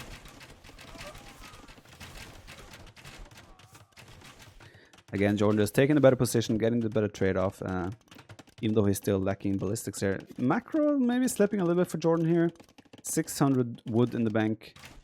Losing some vills here on the backside as DauT still had 2 archers there. I would like to see a market from JorDan. Another range, a town center. I would like to see a market to balance the equal a little bit. Wheelbarrow on the way. Okay, he's now spending all his wood indeed. Still no ballistics though. He invested into a university, but for some reason he's not doing the ballistics here. 50 to 52 villages though, without losing another villager. It's still doable for DauT, no question about it, but JorDan is in a better spot, for sure. Another 2 ranges. DauT has lost 2 ranges, so he had to remake 2 ranges, which is quite massive. DauT is out of position here. JorDan could just go in with 2 mangonels and attack the woodland, but he's choosing for the safe damage, which is just hitting from afar. Both the gold and the woodland are exposed. Well, he still has a secondary army in the back, so great maneuvering of his military here from JorDan, just constantly forcing DauT to react. DauT has to chase, DauT has to move and idle his economy. As mangonels are now in, but there's a mangonel from DauT as well. Ooh, DauT's gonna get a really good shot there, but they do trade 1 for 1. And some crossbows, as the crossbows come in on the woodland again from JorDan. Another great maneuver here. DauT's crossbows are chasing, he cannot find anything. Yeah, good solid micro there from DauT, but now he's going to be hit on the woodline, so he's going to lose a lot of stuff. Mangonel 1 for 1, but DauT is losing so many villagers on the bottom right there. Really good work from JorDan, who has now ballistics as well. And DauT is just losing so many villagers there. He's suddenly 10, 11 villagers behind. While he is cleaning up this army, he still is losing so many villagers on the backside. And cleaning up the army from DauT in the back as well. And JorDan is on stone. Second TC is up. Very, very, very solid game from JorDan. I feel like DauT in this case now is forced to go for an all-in-ish type of approach where he will have to put a lot of pressure on.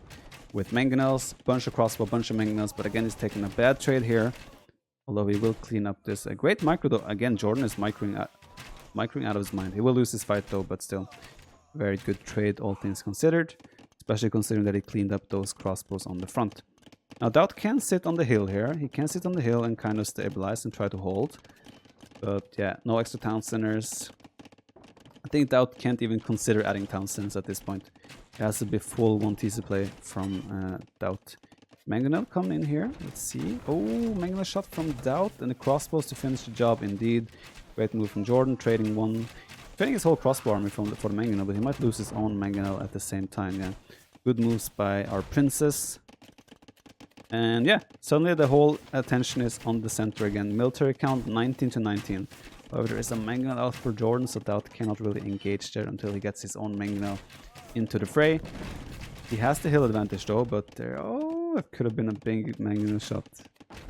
One big Mangonel shot here could finish the game off in a moment. Take a breath. Dude, I'm the rap god, man. Yeah, massive villager lead for JorDan here. 13 villagers advantage. He still has 2 mangonels as well against 1, so he has a big, big advantage on the technology of his military here. Oh, this could be a really... Ooh, okay, DauT did spot it, but every move like this... Oh boy, oh boy. Oh! Okay, sorry. It's oh no, oh no, oh I can see, okay, let's see what happens. Oh, this feels so tense. Okay, he did pick up the mangonel. Good job from DauT. He lost the mangonel there though, and he still, it feels like JorDan has the better numbers, and JorDan is also killing villagers here. Again, 20 villager difference now as JorDan is adding more rangers just to keep furthering his lead. Still has 2-1 mangonels. So DauT is still playing a very much a catch-up game. And it's looking very good for JorDan to enter day 2 of this, having a lead. Unexpected lead, possibly as well.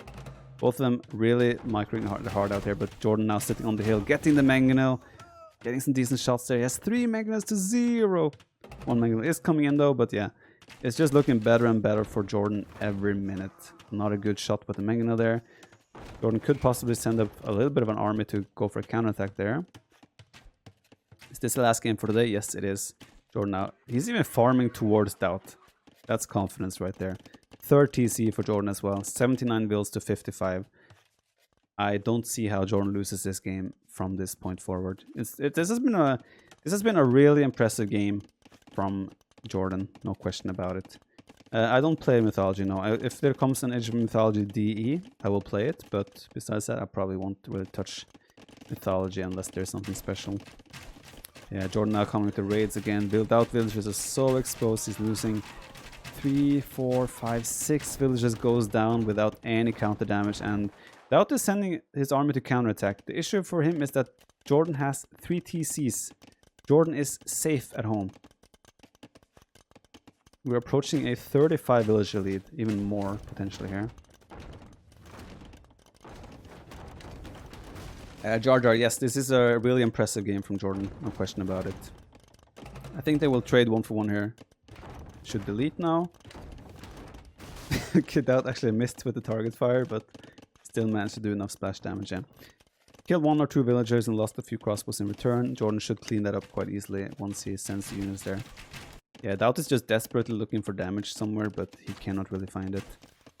I think the most impressive part about this game from JorDan was the feudal age, right? DauT used market to buy his way to the castle age. JorDan was faster, a minute faster, while just having solid macro. There was no like market abuse or anything. And DauT is open on the bottom, so the crossbows can enter. 1 for 1 mangonel there. We have another good trade for DauT there. But JorDan is actually in on the bottom. He could go further in, which means he can find more and more kills, as DauT didn't manage to repair the mangonel in time. Yeah. Comes in here as well. I mean, he's gonna get cleaned up there by the crossbows. And yeah, this was a really, really solid performance from from JorDan. No question about it. Very, very impressive. Considering the Empire Wars was supposed to be DauT's potential strength, the Red Bull champion, you know. But yeah, just gotta give it to JorDan. That was a very, very strong display. And this Ethiopians mirror match.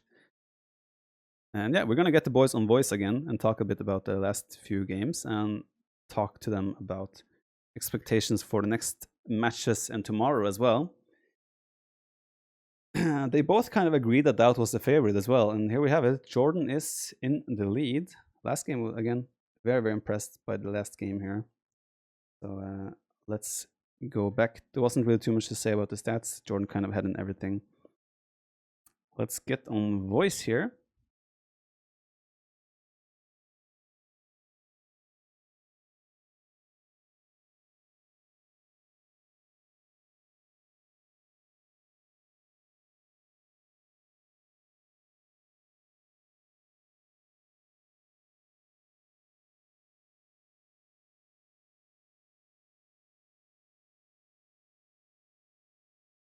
Kagan sent me some cool graphic now. It's a bit hard to... Okay, I see it. It looks pretty nice. Let's have a look. I'll just show it like this and not insert it as a file.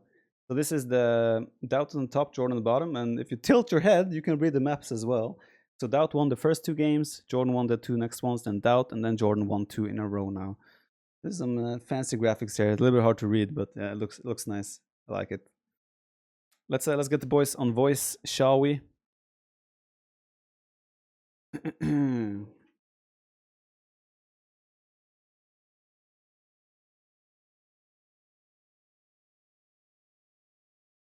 Where's my Discord? Okay, there it is.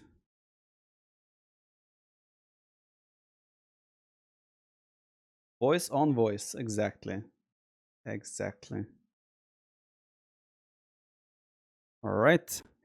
But yeah, we have reached the end of the day for day 1 of the best of DauT, 21. man.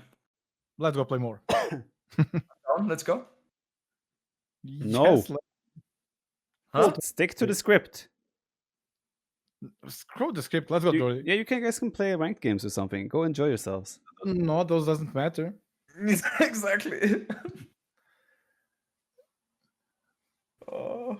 I didn't know, Jordy, that you can go around on that map. DauT, how, What? Did you, What, did what, you what, not what? check Rocky Forest at all? I went to the nearly VOD Uh-huh. and just checked like Jordan played mines there, brush opening into Fast Castle. Okay, I got the plan with Mongols in the middle. Oh my So god. you didn't And know then like that yeah, you- no, okay. no. Well- you had a better position. And Yeah, then I I was was like, why so is he tilted. not So why is, tilted. why doesn't he react? Because I was thinking it's impossible. And then like I asked you because I was thinking you passed to me with me not noticing, and I was like, Jordan, is there passing? And you're like, what? I didn't understand. Like I you said Well, of course something we played like whole tournament with this map. What are you asking me? you were saying something with outposts, and I was like, No, I what probably is this guy missed out. talking about? I was not sure how do you end up with the archers there. Well, why Yeah. didn't you just check the map? Viper, did you check the map for the 3 event? Well, we haven't That's started a playing bit it yet. different. Okay. Will you check it? Yes, I will. All the maps? I have to because Jordan is on my team. Yes. Fair point. Exactly. I don't know what you're trying to say, Viper, but I will say yes. Indeed. All right. Well, I mean, day 1 is over. You're not allowed to play more. No. Yes, Let's go, yes, yes. Jordan. No. Well, then you are Aw. playing without a prize pool, and the event is over then. So that's Who up to cares? you. Let's go, Jordan. Enjoy Let's yourselves. get Then. at it. Enjoy. See Let's you go, guys. Jordan.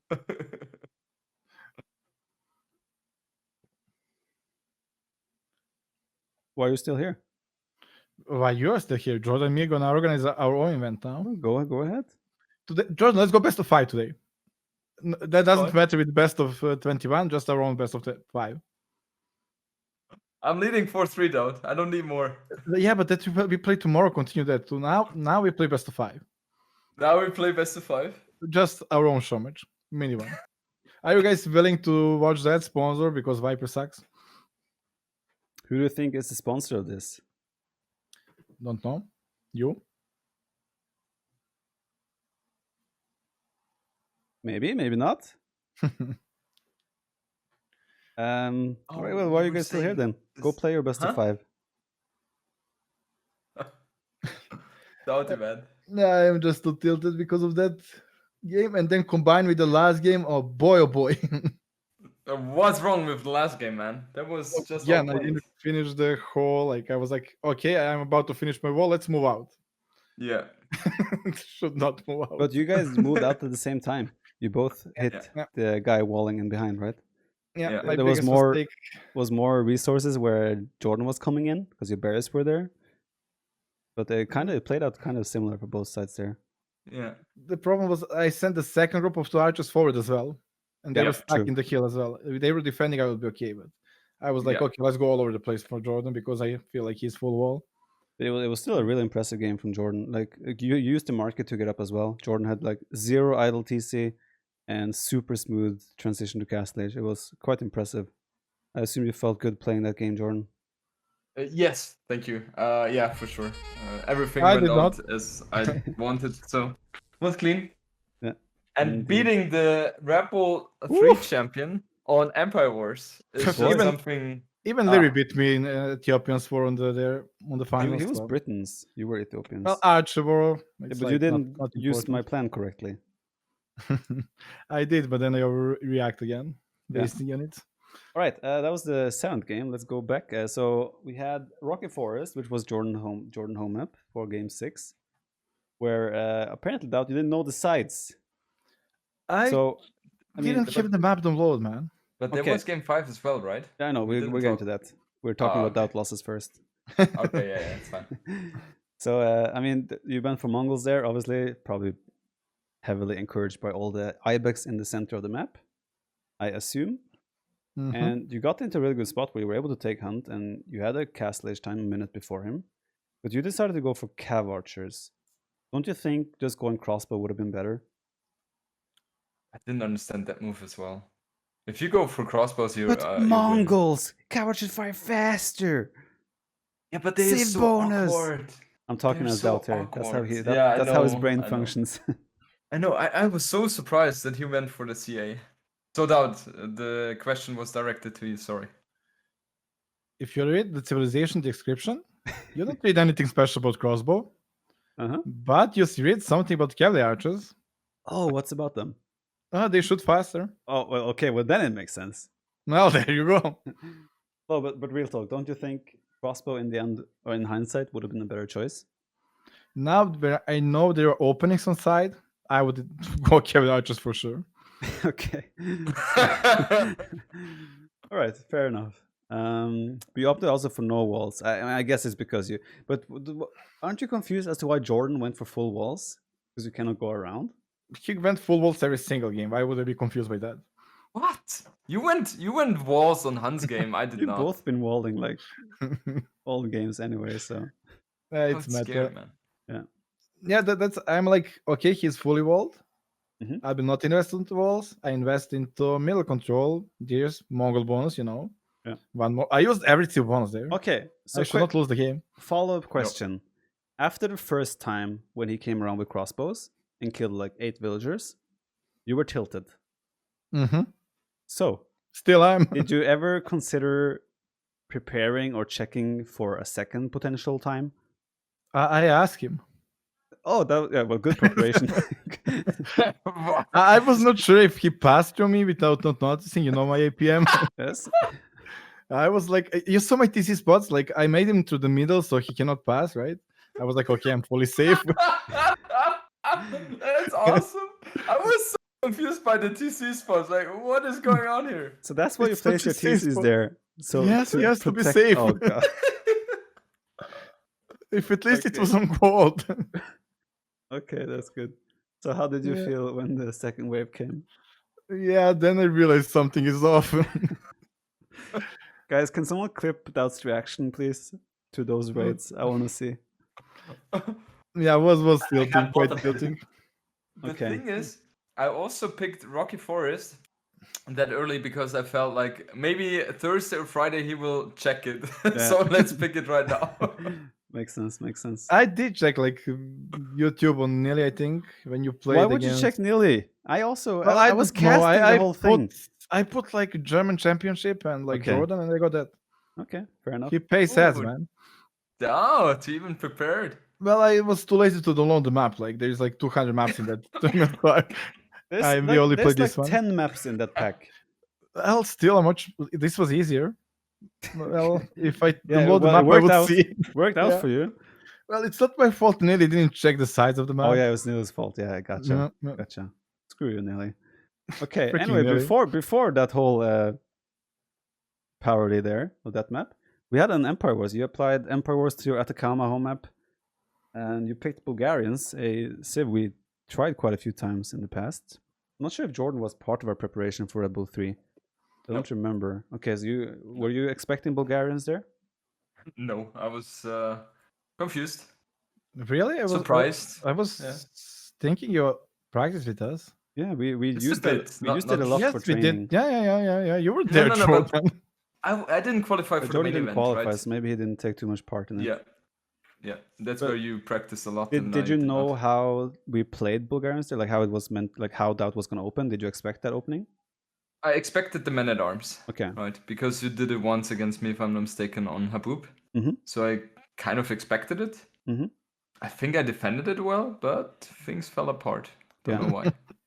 Well, DauT invested everything. He sent everything to the middle wood, right? And you kept woodlines spread out. I think Yeah, that I think kind that of was a left you a little mistake. bit vulnerable, but yeah. Yeah.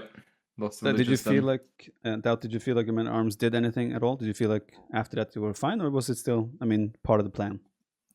I was like, it felt like it was even trade. It could have been Yeah. amazing.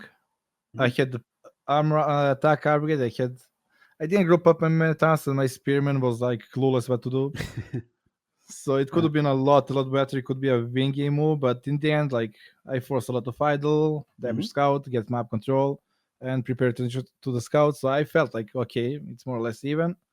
But yeah, could have been a lot better.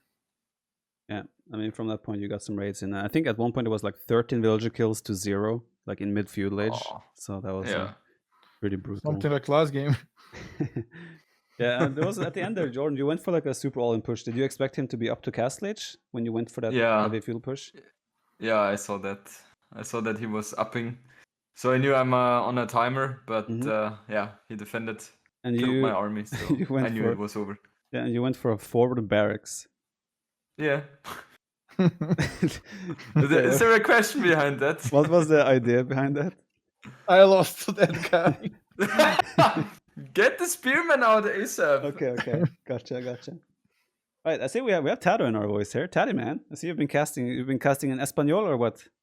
Yes. Español. Hola amigos, hola guapos. ¿Cómo estás? Do you have any comments or questions, anything you want to throw in there, Taddy? Some trash talk? Well, actually, I told the viewers to clip DauT reaction because I was counting the villagers and I was checking his stream because he will say like, "Oh no," and then suddenly I was a bit late, and they clipped the second reaction. I was no, this is not the first one, and then I get to the capture it again and I see the second wave. I was no, this cannot believe. Yeah. How do you not check the map, man? I check on YouTube. I was thinking it's enough. Yeah, disaster. Yeah, I love it. That game basically cost me 2 points. Like the last game, I was tilted still. So you're blaming the previous game on the last game as well? No credit whatsoever to Jordan's really smooth, good play? It's easy to play smooth against AI. You're calling yourself AI? Yes, basically. I didn't do anything and he was like, I'm chilling. Okay. I liked it. Tato, you were saying something before DauT cut you off at the end there? On Nomad. On Nomad. What was your thinking out there? Oh, rolling it back all the way to Nomad. Nomad. When you saw that he was like you had no goal and you were like corner, what did you decide to add TCs? What? What is the question? Is that the question or an answer? Yes. Why do you add TCs instead of like going for like heavy army there? Try to recover with no gold. Well, how do I make army without gold? I could make skirmishes and spearmen, but I don't think that would work. No, but I mean, have like I think you could have protected your secondary goal, your second goal much better. Yeah, I was a bit like Viper said earlier. I was selling everything to click up, and then tower gets up, and I mean, come on, Jordy, the timing. Oh yeah, I saw that. But still, I mean, the question would go ahead, Viper. Yeah, a question would be like, just to follow up on that normal game, like adding TCs and bills on wood doesn't really bring you anything, right? Isn't it better to just invest everything to try and get some map control back? Because else you're losing the game anyway, pretty much. Yes, it's better. Nice, good talk. Okay, also DauT. So easy. But they want to fight with me, okay? Yes, you want to fight. And you sold your stone as well. Why not just build a castle with that stone to try and get gold? It was a mistake, you're right. I realize now. Next time I will make a castle. Suck it. He admitted it. No. The plan was actually to get the unique tech and get the 90 high. That's why DauT doesn't have gold. He's such a smart player. I was aiming for that one. Okay, gotcha. All right. Well, day one is over. Are you gonna play your best of 5 now? Yes. Okay, enjoy. But day one is over. We're gonna head into day 2 with a 4-3 lead for Jordan. Jordan, how do you feel after day 1 altogether? Very, very happy with the results so far. Screw you. Cannot. I knew it was going to be a super, super close one, and the first day has proved that. So yeah, let's see how the other ones go. But I'm happy for sure. How did you feel your play was overall? I would say as good as I can play. Oh, Hidden Cup Admiral is here. Yes. Oh boy, This oh is the boy. best you can do. DauT, tomorrow there's a forward barrack coming to you. Oh boy. Well, Oh, boy. DauT, you're laughing, but I mean, you're behind 4-3. So you're entering day 2. You were the clear favorite, right? You were expecting an 11-0. I That's not didn't say happening. 11-0. I Well, said you, 11-8. you thought it. Well, so- I always go for 11-0. It doesn't always work out, but like, But yeah, how are you feeling? Did you feel like you played well today? Do you feel like are you fearful of potentially losing the series? I'm only fearful of some maps like Islands that they Mhm. will get me off guard. Mhm. Like that freaking Nomad game with gold. Get easily tilted these days. I don't know what's wrong with me. It's the age, man. They say calmness be. come with age, but no. So maybe Islands, I just give him admin win and we go for the next one so I don't get mad and throw other games. Well, it's up to you. There's a 50% price reduction for giving admin window. Oh, and the color? Can we lose color. price pool for the colors? as well? JorDan changed the color there. I'm considering. yeah. That was annoying. There was nothing in the rules. Well, suddenly you became purple. I didn't like that. But okay. I don't know why though, because I played with Alt G anyway. Yeah. Doesn't make any mine sense. So why would you pick purple? That didn't make any sense, really. It's Did fine. not. We forgive you. We're not Nilly. Yeah. But the good thing is, I have 2 Empire Wars maps gone already, and I made it 1-1. I expected 3-0, so that's positive. at Well, you least. have one Empire Wars map left. You don't have to apply Empire Wars on your home maps. Yeah, that's what I'm saying, right? 3 in total, and 2 of them have already been played. Yeah. So Oh, I just realized what I should have done. Oh, Empire Wars Island. Oh god, that would Screw him over. I was surprised that you did not do that. I don't know. Now I'm preparing for that. Now you're preparing for the games that are over. Yeah, Fantastic. Now go and check Rocky Forest and prepare for that. Planning as to well. do that. All right. Well, we are going to continue tomorrow. I think it was good. Like we got 3.5 hours of gameplay. I think it's good to call it a day here Yeah. for 7 games. Yeah. And then One more. get ready for tomorrow.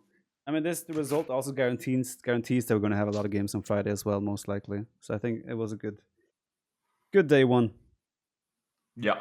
And now we're all going to go. Mhm. It's as good as it could be, right? 4-3 is perfect. Especially when Jordan is in the lead, right? Oh yeah, I like that. I know Jordi, one way that relax it could be tomorrow, man. better. So what Jordi, that? relax tomorrow. Relax tomorrow. Don't go 7-0, man. I see DauT a bit weak today.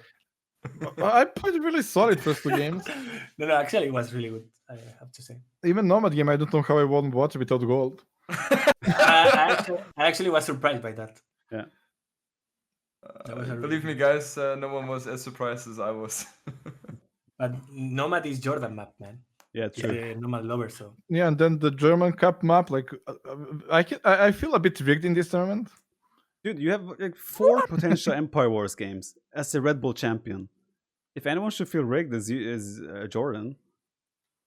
Totally. There is only one clear water map. So what we should hide our identities for Jordan to have advantage. No, but a Nomad map in Islands. It's in the map pool. 2 classic maps that have been with us for 20 years that you have played for 20 years, and you feel rigged against. No. Those I like. Oh, I the like Rocky Nomad. Forest. Oh yeah, Yeah. it's one map from a tournament. Nomad I like. Island. You could have checked the map. It's not that hard. Portuguese war. You could have checked the map. It isn't that hard, DauT. I know. I was thinking Nelly's enough, but we'll never trust Nelly again. Why would you just trust him to begin with? Because like it made more sense to see like the map and what Jordan likes to do, and I saw him playing Mayans, Josh Fast Castle, so I Oh. made a good plan actually. So like And then you went he was giving me Cavaliers. deers for the not Cavalier Archers maybe, but deers in the middle. You should not lost that one Yeah. for sure. Yeah. I think DauT, stable and seats will have been better. I had 0 Juan is farms. You had Hunt. Yeah, but I don't know if he's going Eagles or Crossbow. You And saw? he's Aztecs, Really, he can no? go Monks as well. Yeah, but you scouted range. I scouted only one. Yeah. I didn't see a single range unit for some time. I was not sure if it's Eagle or not.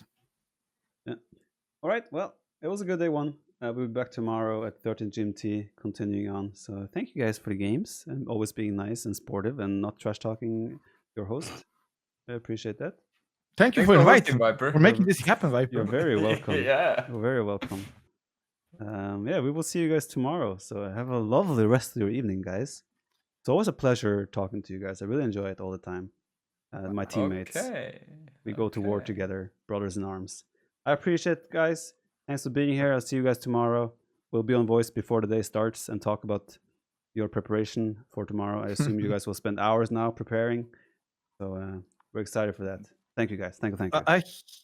Thank you. So you can finish the YouTube recording. I'm not I recording. have nearly tonight as well. I need help. You have nearly Nearly tonight? What? What do you mean? 3v3 event with Nilly and Slime. Oh, what time? Shit. 21 GMT. Oh, I have Save to watch me. that. I have to watch that. Save me. Jordan, Is it let's watch streamed? together and laugh. Prepare the popcorn. Is it streamed? I will not stream now. I want to watch that. DauT. Why? You hit Nilly last time. Yes. God. Guys, this is why are you guys so obsessed with Nilly? What is this? Because DauT. it's Nilly. Nilly is dominating deathmatch, man. Nearly It's is not nearly. that much here.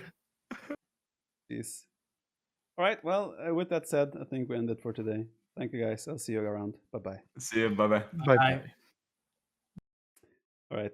Let's watch the clip, guys. We have it ready.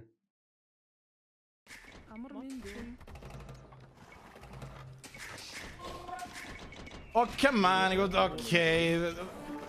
Stupid ass map. Yes, the side is open. Oh god. Maybe the map, I don't know. Yes, he can only blame himself for not checking the map.